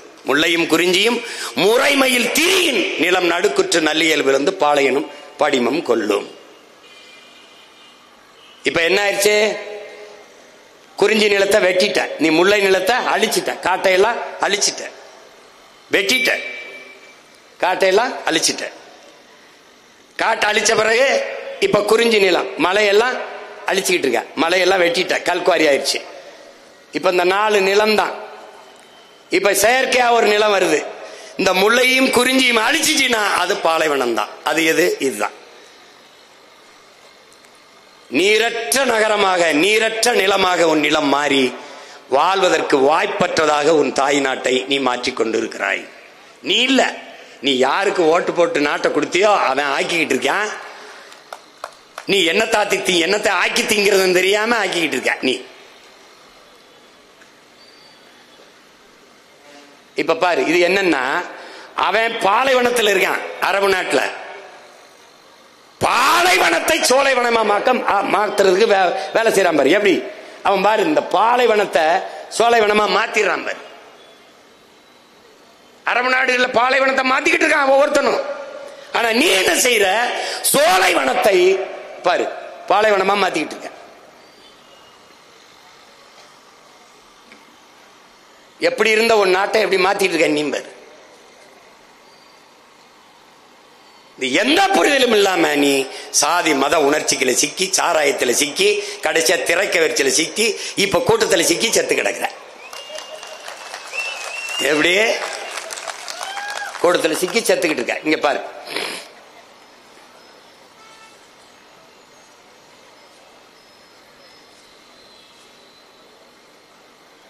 இதுல என்னன்னா, இங்க பாருங்க, இந்த மலையை, இந்த மணலை இப்ப அள்ளி விக்கிற பெருமக்கள் இருக்கான் பாருங்க. இவன் பூரா அதிகாரம் தான் தடுக்கணும், ஆனா அதிகாரம் தான் வெட்டுது, அதிகாரம் தான் விக்குது. கவனிச்சுக்கிட்டீங்களா? அதிகாரம் தான் விக்குது. ஆனால் இது எவ்வளவு பெரிய திருட்டு, எவ்வளவு பெரிய குற்ற செயல். இதற்கு சமூகம் மரியாதை கொடுக்குது. சாராயம் காய்ச்சற தொழிற்சாலை வச்சிருக்க, ஒரு லிக்யூர் ஃபேக்டரி வச்சிருக்காப்ல, அதுக்கு பேரு மினரல்னு வச்சிடறான். லிக்யூர் ஃபேக்டரி வச்சிருக்கிறாரு. அவர் சமூகத்துல மதிப்பிற்குரியவர். இந்த மலையை வெட்டி விற்கிறவன் குவாரி வச்சிருக்கிறார். மணலை அள்ளி விற்கிறவன் மணல் குவாரி வச்சிருக்காரு. பெரிய முதலாளி, சமூகம் மதிப்பு மிக்கவராயிருந்தார். அப்ப எப்படி ஆயிட்டு இருப்பாரு? எது குற்றமோ அது சட்டப்படி ஆயிருக்கு. இப்போ இது விழிங்கம், விழிங்கத்துல துறைமுகம். இதை கட்டுறது யாரு? அதானி. இந்த நாடு ஒரு தனியார் முதலாளிக்கு துறைமுகம் கட்டுற உரிமையை கொடுக்குது. அவருக்கு கடன் 8000 கோடி அதுவே கொடுத்துருக்கு. ஏன் அந்த காசு வச்சு நீங்க கட்ட முடியாது? ஏன்னா இடையில ஒரு தரகர் அவருக்கு தேவைப்படுது, இவர் கட்டுறார். கேரளா துறைமுகம் யாருக்கு? கேரளாவுக்கு. துறைமுகம் யாருக்கு? கேரளாவுக்கு. ஆனால் இந்த துறைமுகத்தை கட்டுவதற்கு 80 லட்சம் டன் கற்கள் தேவைன்னு என்னுடைய தாயின் மாறை கன்னியாகுமரியிலிருந்து எடுத்துட்டு போறான். இருங்க, அப்படி கன்னியாகுமரியிலிருந்து எடுத்துட்டு போறான். ஏன் நீ கேரளாவில் மலை இருக்க ஏன் வெட்டல? கன்னியாகுமரியிலிருந்து எடுத்துட்டு போறான். என்னுடைய வளத்தை எடுத்துட்டு போயிட்டு அவன் எனக்கு ஒரு பரிசு தரான். எது? குப்பையை கொண்டாந்து கொட்டிட்டு போறான். இங்க மண்ணை எடுத்துட்டு போக வேண்டியது, மண்ணை அங்க கொட்ட வேண்டியது, குப்பை அள்ளிட்டு வந்து என் ஊர்ல கொட்டிட வேண்டியது. அப்ப என்னுடைய தாய் நிலத்தை வள கொள்ளைக்காடாகவும் குப்பை மேடாகவும் மாற்றுகிறார்கள், மாற்ற அனுமதிக்கிறார்கள் திராவிட ஆட்சியாளர்கள். இந்த மாடலுக்கு பேர் தான் திருட்டு திராவிட விளம்பர மாடல். விளம்பர மாடல். இதுல எதுவுமே தெரியாதவன் நாட்டை அதிகாரத்தில் உட்கார்ந்து ஆண்டுகிட்டு பாரு குப்பையை பத்துக்கு. அவன் நமக்கு கொடுத்த பரிசு. இது கொஞ்சம் தான் நினைக்காத. மருத்துவ கழிவு, ஆடு மாடுகள் வெட்டிய குடல், அந்த கழிவு, குழந்தை பிறந்த குழந்தைகள் விழுந்த இறந்த குழந்தைகள், அதனுடைய கழிவு எல்லாத்தையும் கொண்டாந்து கொட்டிட்டு போயிட்டான். பாத்துக்க. இதை எதிர்த்து போராடுறதுக்கு ஒரே ஒரு கட்சி தான் இருக்கு, அது நாம் தமிழர் கட்சி தான் போராடிட்டு இருக்கு. என்னுடைய தாய் நாடு உன்னுடைய குப்பை மேடா என்ற கேள்வி அதை எழுப்பு. நம்ம மட்டும்தான் கேட்கிறோம்.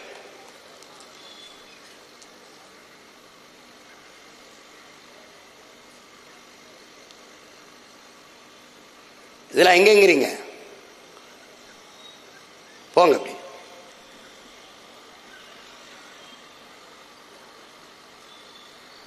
இது முல்லை பெரியாற்று அணை. நமக்கு அணை கட்டினது யாருக்கு? நமக்கு. கட்டியவன் யாரு? நம்முடைய பாட்டனார் சேதுபதி மன்னனுடைய அமைச்சராக இருந்த முத்துயிர்லப்ப பிள்ளை அவர் குதிரையில போயிட்டு இருக்கும்போது பாக்குறாரு, இங்க நீர் அதிகமா போகுது, இந்த நீரை தடுத்து இது பண்ணா பாசனத்துக்கு பயன்படுத்திட முடியும்னு பாக்குறாப்ல. ஆனா அது அணை கட்டுறதுக்கு முன்னாடி நம்முடைய ஆட்சி முறிது வெள்ளக்காரன் வந்துடுறான். அப்ப வந்த பிறகு ராமநாதபுரம், சிவகங்கை, மதுரை இந்த பகுதியெல்லாம் வறண்டு இருக்கிறதுனால என்ன பண்றதுன்னு தெரியல. அப்போ கர்னலா வந்த பென்னி குக்குங்கிற ஒரு மாமனிதன் நமக்கு இந்த அணையை கட்டி கொடுக்கலான்னு முடிவெடுக்கிறாப்ல. அப்ப காசு இல்லை அவர்கிட்ட. இந்த திட்டத்தை கொண்டு வெள்ளை அரசிட்டு கொடுக்கும்போது அது ஒத்துக்கிற மாட்டேங்குது, பணம் இல்லைன்றது. இந்த மகான் விடாம இந்த மனிதன், இந்த மானோட நேயம் கொண்ட அந்த மகத்தான மகன் போய் தன் சொந்த ஊர்ல தன்னுடைய சொத்தை பூரா பிரிச்சு விற்கிறவள. கூட பிறந்தவங்க எல்லாம் அதுக்கு ஒத்துக்கல, வித்துறது. அப்ப வித்துக்கிட்டு அந்த பணத்தை எடுத்துக்கிட்டு வரும்போது இந்த மாதிரி அணை கட்ட போறேன் அந்த மக்களுக்குன்னு சொல்லும் போது அவருடைய அன்பு மனைவி 300 பவன் தங்கத்தை எடுத்துட்டு வந்து கொடுக்குறாங்க. ஒரு நல்ல புனிதமான காரியத்தை செய்ய போற, அதுக்கு இந்த நகை என்னுடைய தங்கம் பயன்படட்டும்னு அந்த தாயை கொடுக்குறாங்க. அதை கொண்டு வந்து அந்த மகன் நம்முடைய மூதாதைகள், நம்முடைய பெரிய பன் சித்தப்பன் தாத்தன் பாட்டன் எல்லாம் சேர்ந்து, அது வெறும் செங்கண்ணு சிமெண்டும் இல்ல, நம்முடைய பாட்டனுடைய வேர்வை ரத்தம் சதை எல்லாம் சேர்த்து நமக்காக கட்டப்பட்ட முல்லை பெரியாற்று அணை தான் அந்த அணை. அந்த எல்லை பிரிப்பிலே நம்முடைய தாத்தா காமராஜ் அவர்கள் இருக்கிற போது, நேரு அவர்கள் பிரதமராக இருக்கும் போது, அவர்கிட்ட உதவியாளர் அந்த கிருஷ்ண மேனன்கிறவரு இதை எப்படியாவது இந்த முல்லை பெரியாற்று அணை, இந்த இடுக்கி மாவட்டத்தை தேவிகுளம் பீர்மேடு இருக்கிற அந்த பகுதியை தன்னுடைய மாநிலத்துக்கு கொண்டு போகணும்னு நேருகிட்ட பேசிக்கிட்டே இருக்க. அது நம்முடைய தாத்தா ஒத்துக்கல. யாரு சொன்னால் காமராஜ் மறுக்க மாட்டார் என்று தெரிஞ்சு நேரு வச்சு சொல்ல வச்சிடறாங்க. அப்ப இந்த இடுக்கி மாவட்டத்தை கொடுக்க கூடாது கேரளாவுக்கு என்று எதிர்த்து சண்டை போட்ட ஒரே ஒருவன் நம்முடைய தாத்தா கண்ணியமிக்க காகிதம் இல்லத்தவர்கள் தான். எடுத்து கொடுத்துறாங்க. நம்ம தாத்தா என்ன பண்றாரு, நேரு பேச்ச தட்ட முடியாம கொடுத்துட்டு பள்ளமாவது மேடாவது இந்தியாவுக்குள்ள தான் இருக்குது விடுன்னு தரல, அவன் கொண்டு விட்டான். இப்ப எல்லை பிரிப்புல இடுக்கி மாவட்டம் அவனுக்கு போனவன அந்த அணை இருக்கிற இடம் அவனுக்கு ஆயிடுச்சு. இந்த அணையை பாதுகாக்கிற உரிமை தமிழர்களுக்கு இருக்குது.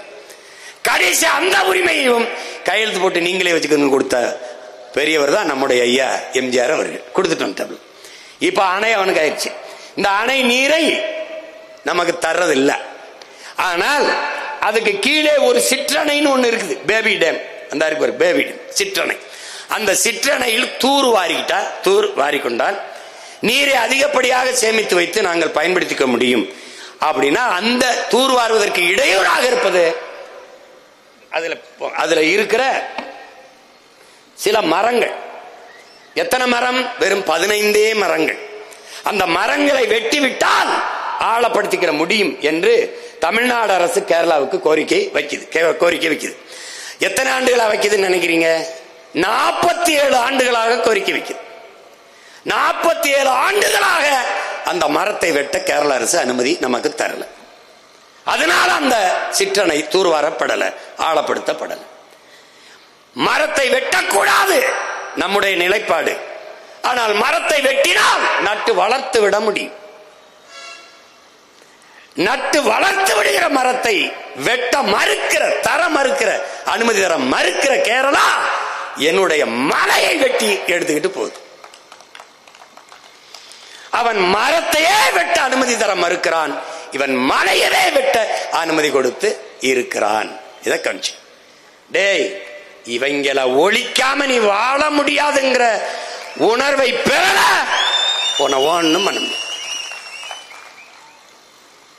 இது யார் அனுமதி கொடுத்தது? 2 பேரும் தான். 2 பேரும் தான்.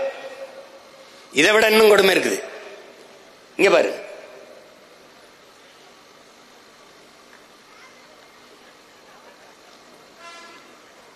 இதான் இப்ப இதுல என்ன வருதுன்னா, இங்க பாரு கொஞ்சம், இதுல என்ன வருதுன்னா, இந்த நம்ம போராடின பிறகு அங்க இருக்கிற மாவட்ட ஆட்சியர் இந்த வளங்களை கனிம வளத்தை கொண்டு போறதுக்கு தடை விதிச்சிடறாப்ல.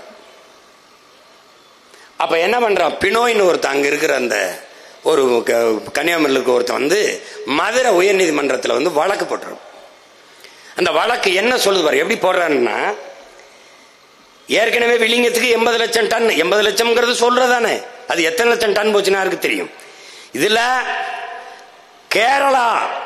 கேரளாவில் மலையை வெட்ட, அந்த கனிம வளத்தை எடுக்க தடை இருப்பதால், இதான் ரொம்ப முக்கியமான கவனிக்கப்பட வேண்டிய செய்தி. கேரளாவில் மலைகளை வெட்ட தடை இருப்பதால் அரசின் கட்டுமானம் மற்றும் தனியார் கட்டுமானம், சாலை ஓடுதல், இந்த மாதிரியான பணிகளுக்கு கற்களும் மணலும் தேவைப்படுவதால் தமிழ்நாட்டில் இருந்து மலையை வெட்டி எடுத்துட்டு போக எங்களுக்கு அனுமதி தர வேண்டும் என்று நீதிமன்றத்தில் ஒருத்தன் வழக்கு போடுறான். அப்போ அரசு தரப்புல ஒரு வழக்கறிஞர் இருந்திருப்பார்ல, அவர் கேரளாவில் மலையை வெட்ட ஏன் தடை என்று கேட்டிருக்கணுமா இல்லையா? கேட்கல. ஏன் வெட்ட தடை? அங்க நல்ல ஆத்தாளுக்கு அப்பனுக்கும் பிறந்தவன், சோற்றிலை உப்பு போட்டு சாப்பிட்டு சூடு சொரணையோடு வாழ்பவன், மானம் ரோசம் தன்மானம் எல்லாம் கொண்ட மலையாளி ஆள்வதால் பெத்தவனே அவனுக்கு அப்பனாக இருப்பதால் வெட்டாதா மலையன்ட்டான்.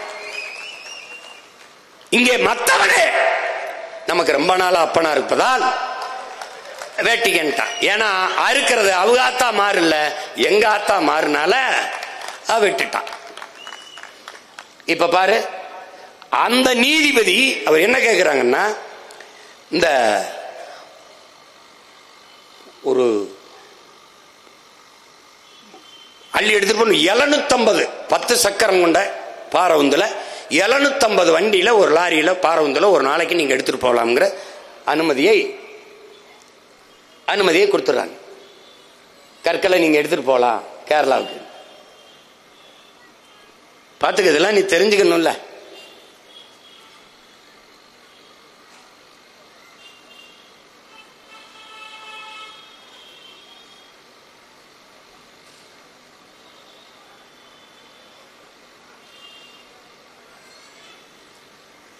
இதுல ஒன்றும் குறைச்சிருக்காது, பாத்துக்க.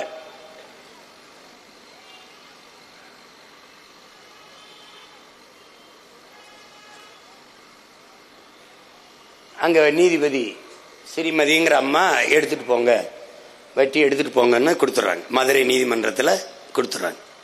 அதுல இதை விட இன்னும் பெருமைக்குரிய செய்தியெல்லாம் இருக்கு.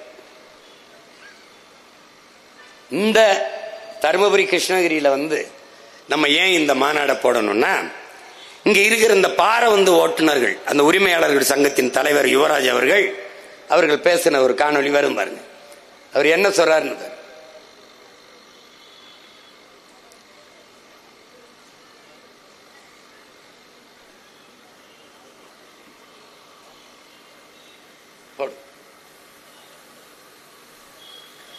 அவர் என்ன சொல்றாருன்னா, ஒரு நாளைக்கு டெய்லி 4000 லாரி கனிமங்கள் போகுது. அதாவது 1,00,000 டன்னு கர்நாடகா போகுது. எப்படியே ஒரு நாளைக்கு கர்நாடகால மழை இருக்கா? இருக்கு.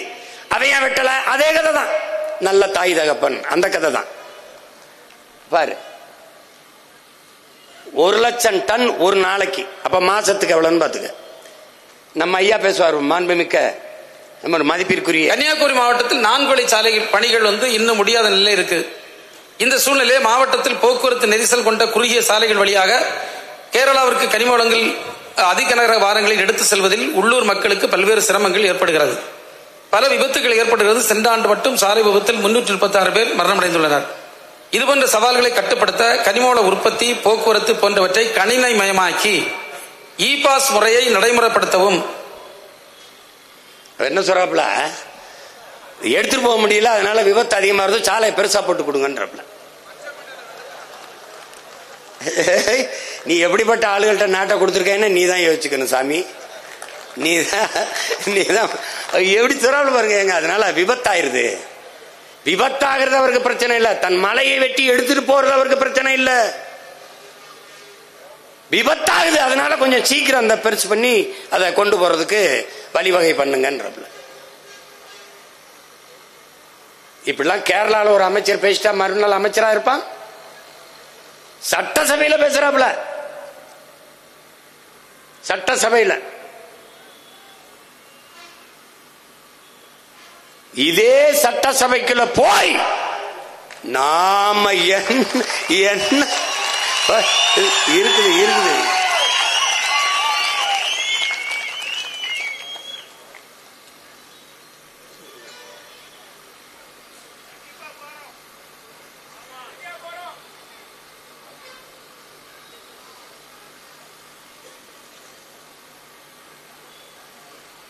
அதுதான் உன்னுடைய. இப்ப குன்றிருக்கும் இடமெல்லாம் குமரன் இருக்கிற இடம் என்று நாம் வழிபடுறோம். நம்ம சொல்றது என்ன?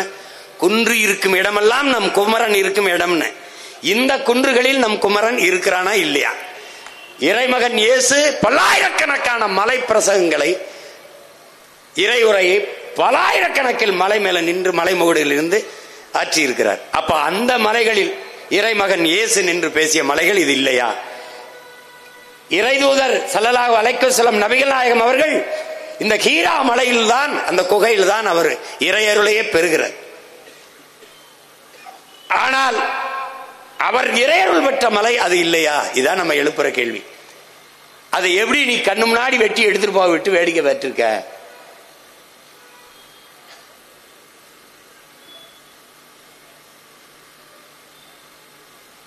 இது என்னன்னா, இது எந்த மாதிரி செயலா இருக்குன்னா, நம்முடைய தலைநகர் சென்னையில அது ஆதி குடிகளின் நிலம் தான். அது பரச்சேரி தான் அதுக்கு பேரே. அதே மதராசப்பட்டினம், அந்த நிலத்தை கொடுத்தவனே நம்ம பாட்டை ஆதி தமிழன் தான். அவன் பேர்ல தான் அந்த நகரமே இருக்கு. அந்த இடத்துல இந்த ஆதி குடிகள் நதி ஓடுது வர, அந்த நதி கரைன்னு இருமரங்கு வாழ்ந்தான். இன்னைக்கு அது நாத்தம் அடித்து சாக்கடை கழிவு நீர் கலந்து ஓடுற கூவம் ஆறு. ஆனால் அன்னைக்கு அது நல்ல நீர் ஓடணும், நன்னீர் ஓடணும் ஆறு தான். அந்த கரையில் வாழ்ந்த ஆதி குடி அவனுடைய நிலம். ஆனால் வந்து குடியேறிய இவர்கள் ஆதி குடிகள் நம்மவர்களை ஆக்கிரமிப்பாளர்கள் என்று அடித்து வீட்டை இடித்து வெளியேற்றினான். தலைநகர், தமிழ்நாட்டின் தலைநகரே ஆதி தமிழர்கள் இல்லை. எங்க? கண்ணகி நகர் போ, வீட பத்தியா, செம்மஞ்சேரி போ, கல்லுக்குட்டை போ, பெரும்பாக்கம் போ, விரட்டிட்டா. எதற்காக? கட்டிக்காம்பார் பின்னாடி பெரும் முதலாளிகள், காசா கிராண்டு, பாய, அது என்ன அப்பாசாமி இல்ல, அவன் ஒருத்தர் இருக்கான் பாசியம், அவன் இவன், அவன் பெரிய அடுக்கம் கட்டும் போது நாங்க சின்னதா குடிசை போட்டு வாழ்றது அவனுக்கு கேவலமா இருக்கு. இதெல்லாம் அசிங்கமா அப்புறப்படுத்திட்டான். அதுக்கு வச்ச பேர் ஆக்கிரமிப்பு.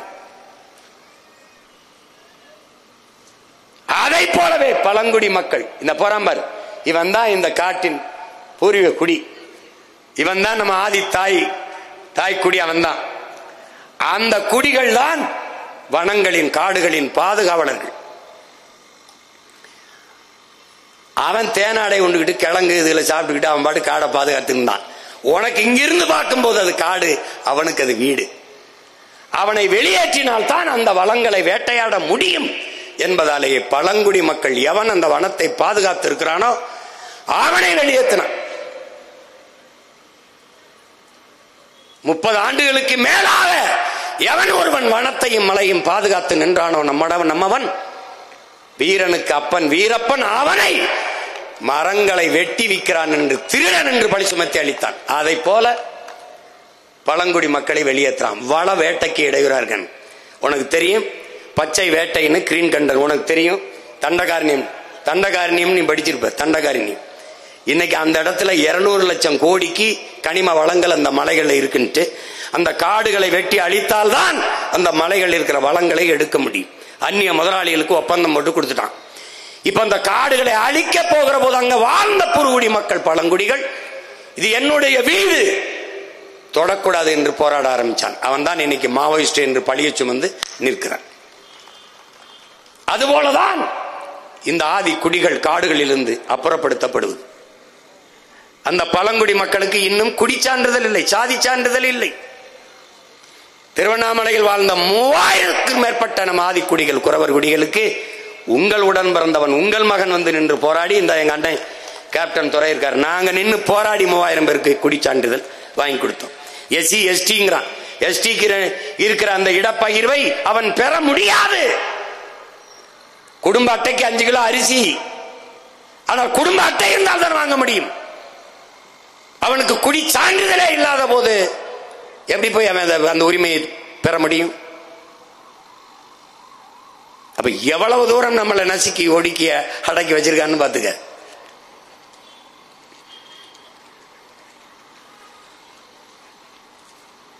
அவன் இருக்கிற வரை இந்த மாதிரி காடுகளை வேட்டையாட முடியாது. இந்த பழங்குடி மக்கள் தான் அதிகமாக குற்ற செயல்களுக்கு பலியாகிறவர்கள். எப்படி? எவன் தாலி எடுத்தாலும் இவன் தான் திருநான், எவன் சாராயம் காய்ச்சலும் இவன் தான் சாராயம் காய்ச்சனா, எவன் நகையை திருநாளும் எவன் வீட்டுல பணங்கள்லாம் போனோம் இவன் தான். ஏன்னா இவனுக்கு அதிகாரம் இல்லை, அரசியல் வலிமை இல்லை, கேட்க ஒருவனும் இல்லை, தூக்கி உள்ள போட்டுவான். இந்த வர்ணிக்கிறான் பாரு, இதுதான் இதுக்கு ஒரே விடிவு, ஒரே முடிவுதான், நமது அரசு நமது அதிகாரத்தை நிறுவுவதுதான், வேற வழியே கிடையாது. போங்க. இந்த பூமி நம்முடையது இல்ல. இப்ப இதை காட்ட ஆக்கிரமிச்சு அங்க போய் இருக்கிற எல்லா இந்த மாதிரி உயர்ந்த ரெசார்ட்டுகள் விடுதிகளை கட்டி தங்க ஆரம்பிச்சோன்ன அவன் வீட்டுக்குள்ள நீ போக அவன் காட்டுக்குள்ள இருந்து வெளியில வந்துட்டான், உன் வீட்டை நோக்கி வந்துட்டான். யானை புலி சிங்கம் கரடிலாம் தெருவுக்குள்ள புலி வந்துருச்சு, தெருவுக்குள்ள கரடி வந்துருச்சு, தெருவுக்குள்ள நீ அவன் தெருவுக்கு போனா அவன் உன் தெருவுக்கு போன வந்துட்டான். நீ அவன் வீட்டுக்குள்ள நுழைஞ்சா அவன் உன் வீட்டுக்குள்ள தண்ணி உணவை தேடி வந்துட்டான். அதான் இங்க. அப்ப வறண்டு போயிருது. இப்ப பாரு, தண்ணி நீர் வறண்டுது.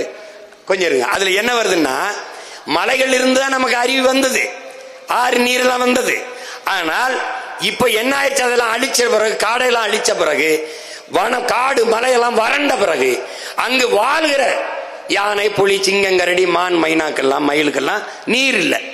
இப்ப இந்த அரசு பெரிய அரசு இல்ல, இது என்ன செய்யுது, போய் மலை அடிவாரத்துல தொட்டியை கட்டி தண்ணி ஊத்துது. எப்படிப்பட்ட வளர்ச்சி, எப்படிப்பட்ட மாறுதல் பாரு. எங்கிருந்து வந்ததோ எப்படி இருக்கு. என்னோட நெல்லையெல்லாம் அறுத்துக்கிட்டு போயிட்டு எனக்கு அரைமரக்கா கடன் கொடுத்த மாதிரி அவன் இருந்தா நமக்கு எல்லாமே வந்தது. மலைதான் நீர் கோபுரமே. அந்த மலைகளை அழித்து விட்டு இந்தபடி தண்ணி ஊத்தி வச்சுட்டு போறான். போவான் பாரு, என்ன நடக்கும் பாரு. இப்ப யானை குடிக்கும். தண்ணி ஊற்றி வச்சுட்டு போன பிறகு யானை இந்த தொட்டியில தண்ணியை குடிச்சிருது. குடிக்கணும் எப்படி? அது குடிக்குது, கொஞ்சம் ஆழம் போயிட்டா கூட தும்பிக்கி இருக்கு, கை வீட்டில் விட்டு குடிச்சிருது.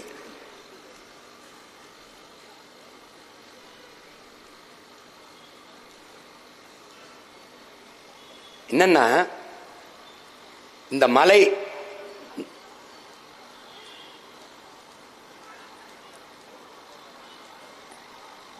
எல்லாம் தண்ணிக்கு எப்படி அலையுதுருப்பார்.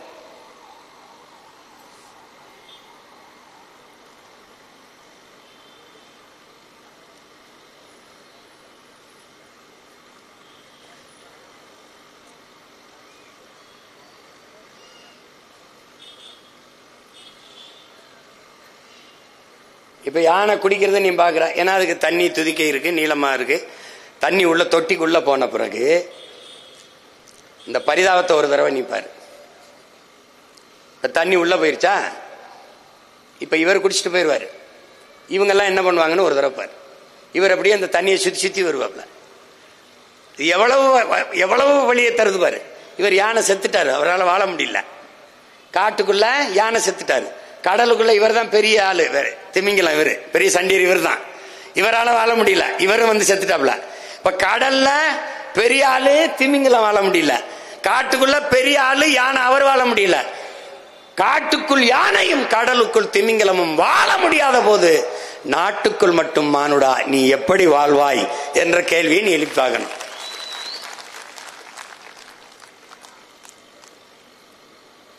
இப்போ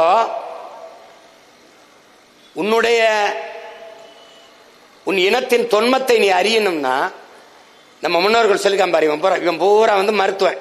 உன் இனத்தின் தொன்மத்தை நீ அறியணும்னா, இன்னும் மலைகளில் எண்ணற்ற மூலிகைகள் நிறைந்து வளர்ந்து இருக்கிறது. நீ போய் தேடு. எந்த மூலிகை சாப்பிட்டால் என்ன நோய் குணமாகும்?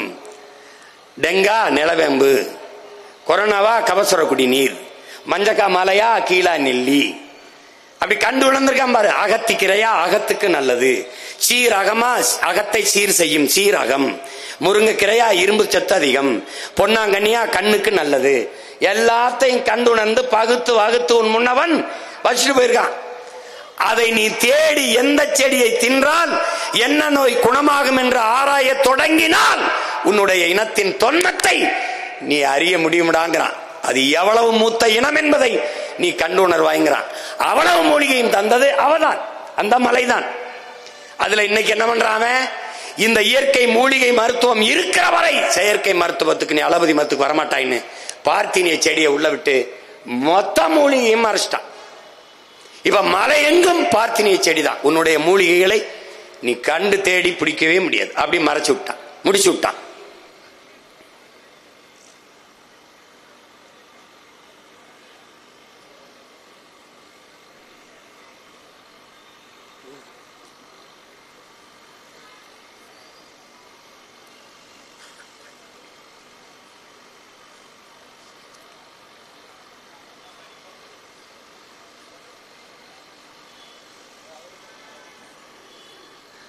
இருப்பா, வழக்கு என் மேல தானே, உன் மேலையா?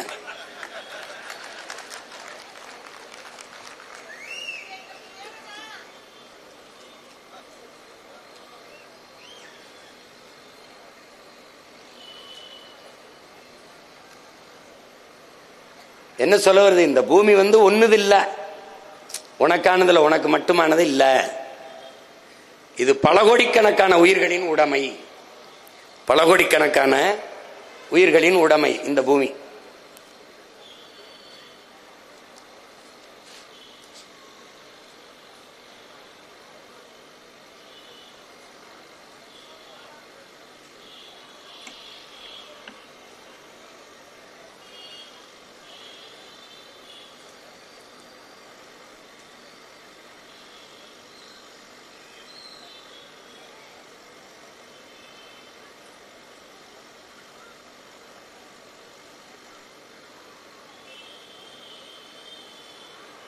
போங்க.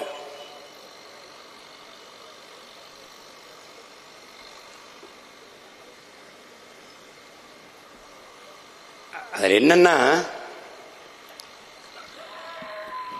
இருக்குமா அங்க கோயில் என்னங்க,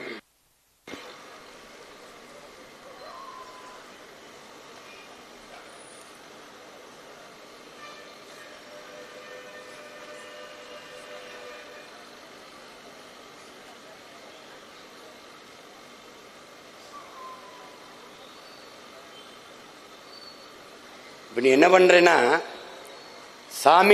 சாமியா நீ சிலையை வணங்குற, ஆழ்ந்து பாரு, அந்த சிலையை தந்ததே இந்த மலை தான். இப்ப யார நீ வணங்கணும்னு ஆழ்ந்து பாத்துக்க. நீ கோயில்களை வச்சு வணங்குறியே சாமி, பாரு பாரு.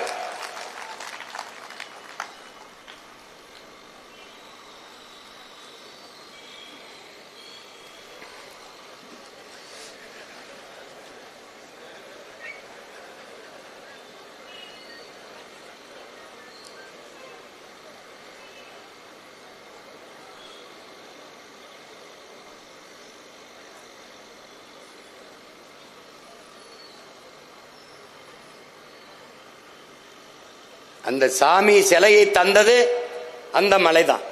கோயில் நீ கோட்டை கட்டி ஆண்டவன் நினைக்கிற, கோட்டையே அவதான், கோட்டையே அவளாலதான், கோட்டையே அவதான்.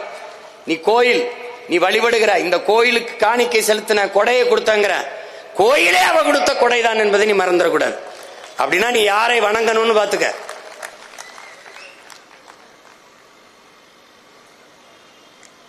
பாரு கோட்டை, உன் பாட்டன் செஞ்சி கோட்டையை பாரு, அவ கொடுத்ததுதான். நீ வணங்கணும்னா அப்ப யாரை வணங்கணும்ங்கிறது நீ புரிஞ்சுக்கணும்.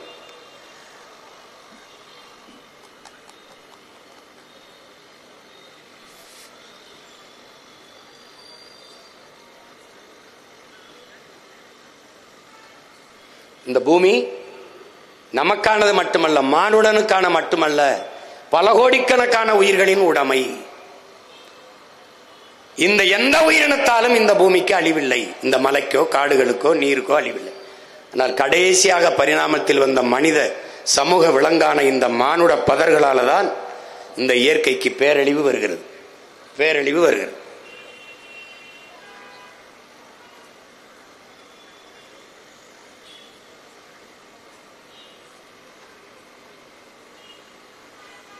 இது மலை என்று நீ நினைக்காத. இது மலை அல்ல, இது மலை அல்ல, இது மலை அல்ல. உன் பூமி தாயின் முளை, முளை அதை பாதுகாக்க உழை. அது இல்லை என்றால் ஏது நமக்கு மழை. நன்றி, வணக்கம்.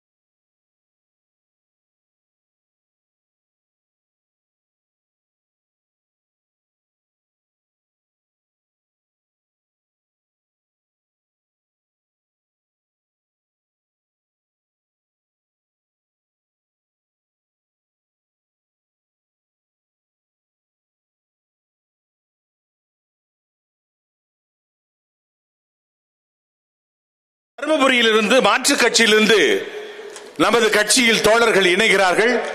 அவர்களை இன்முகத்தோடு வரவேற்போம்.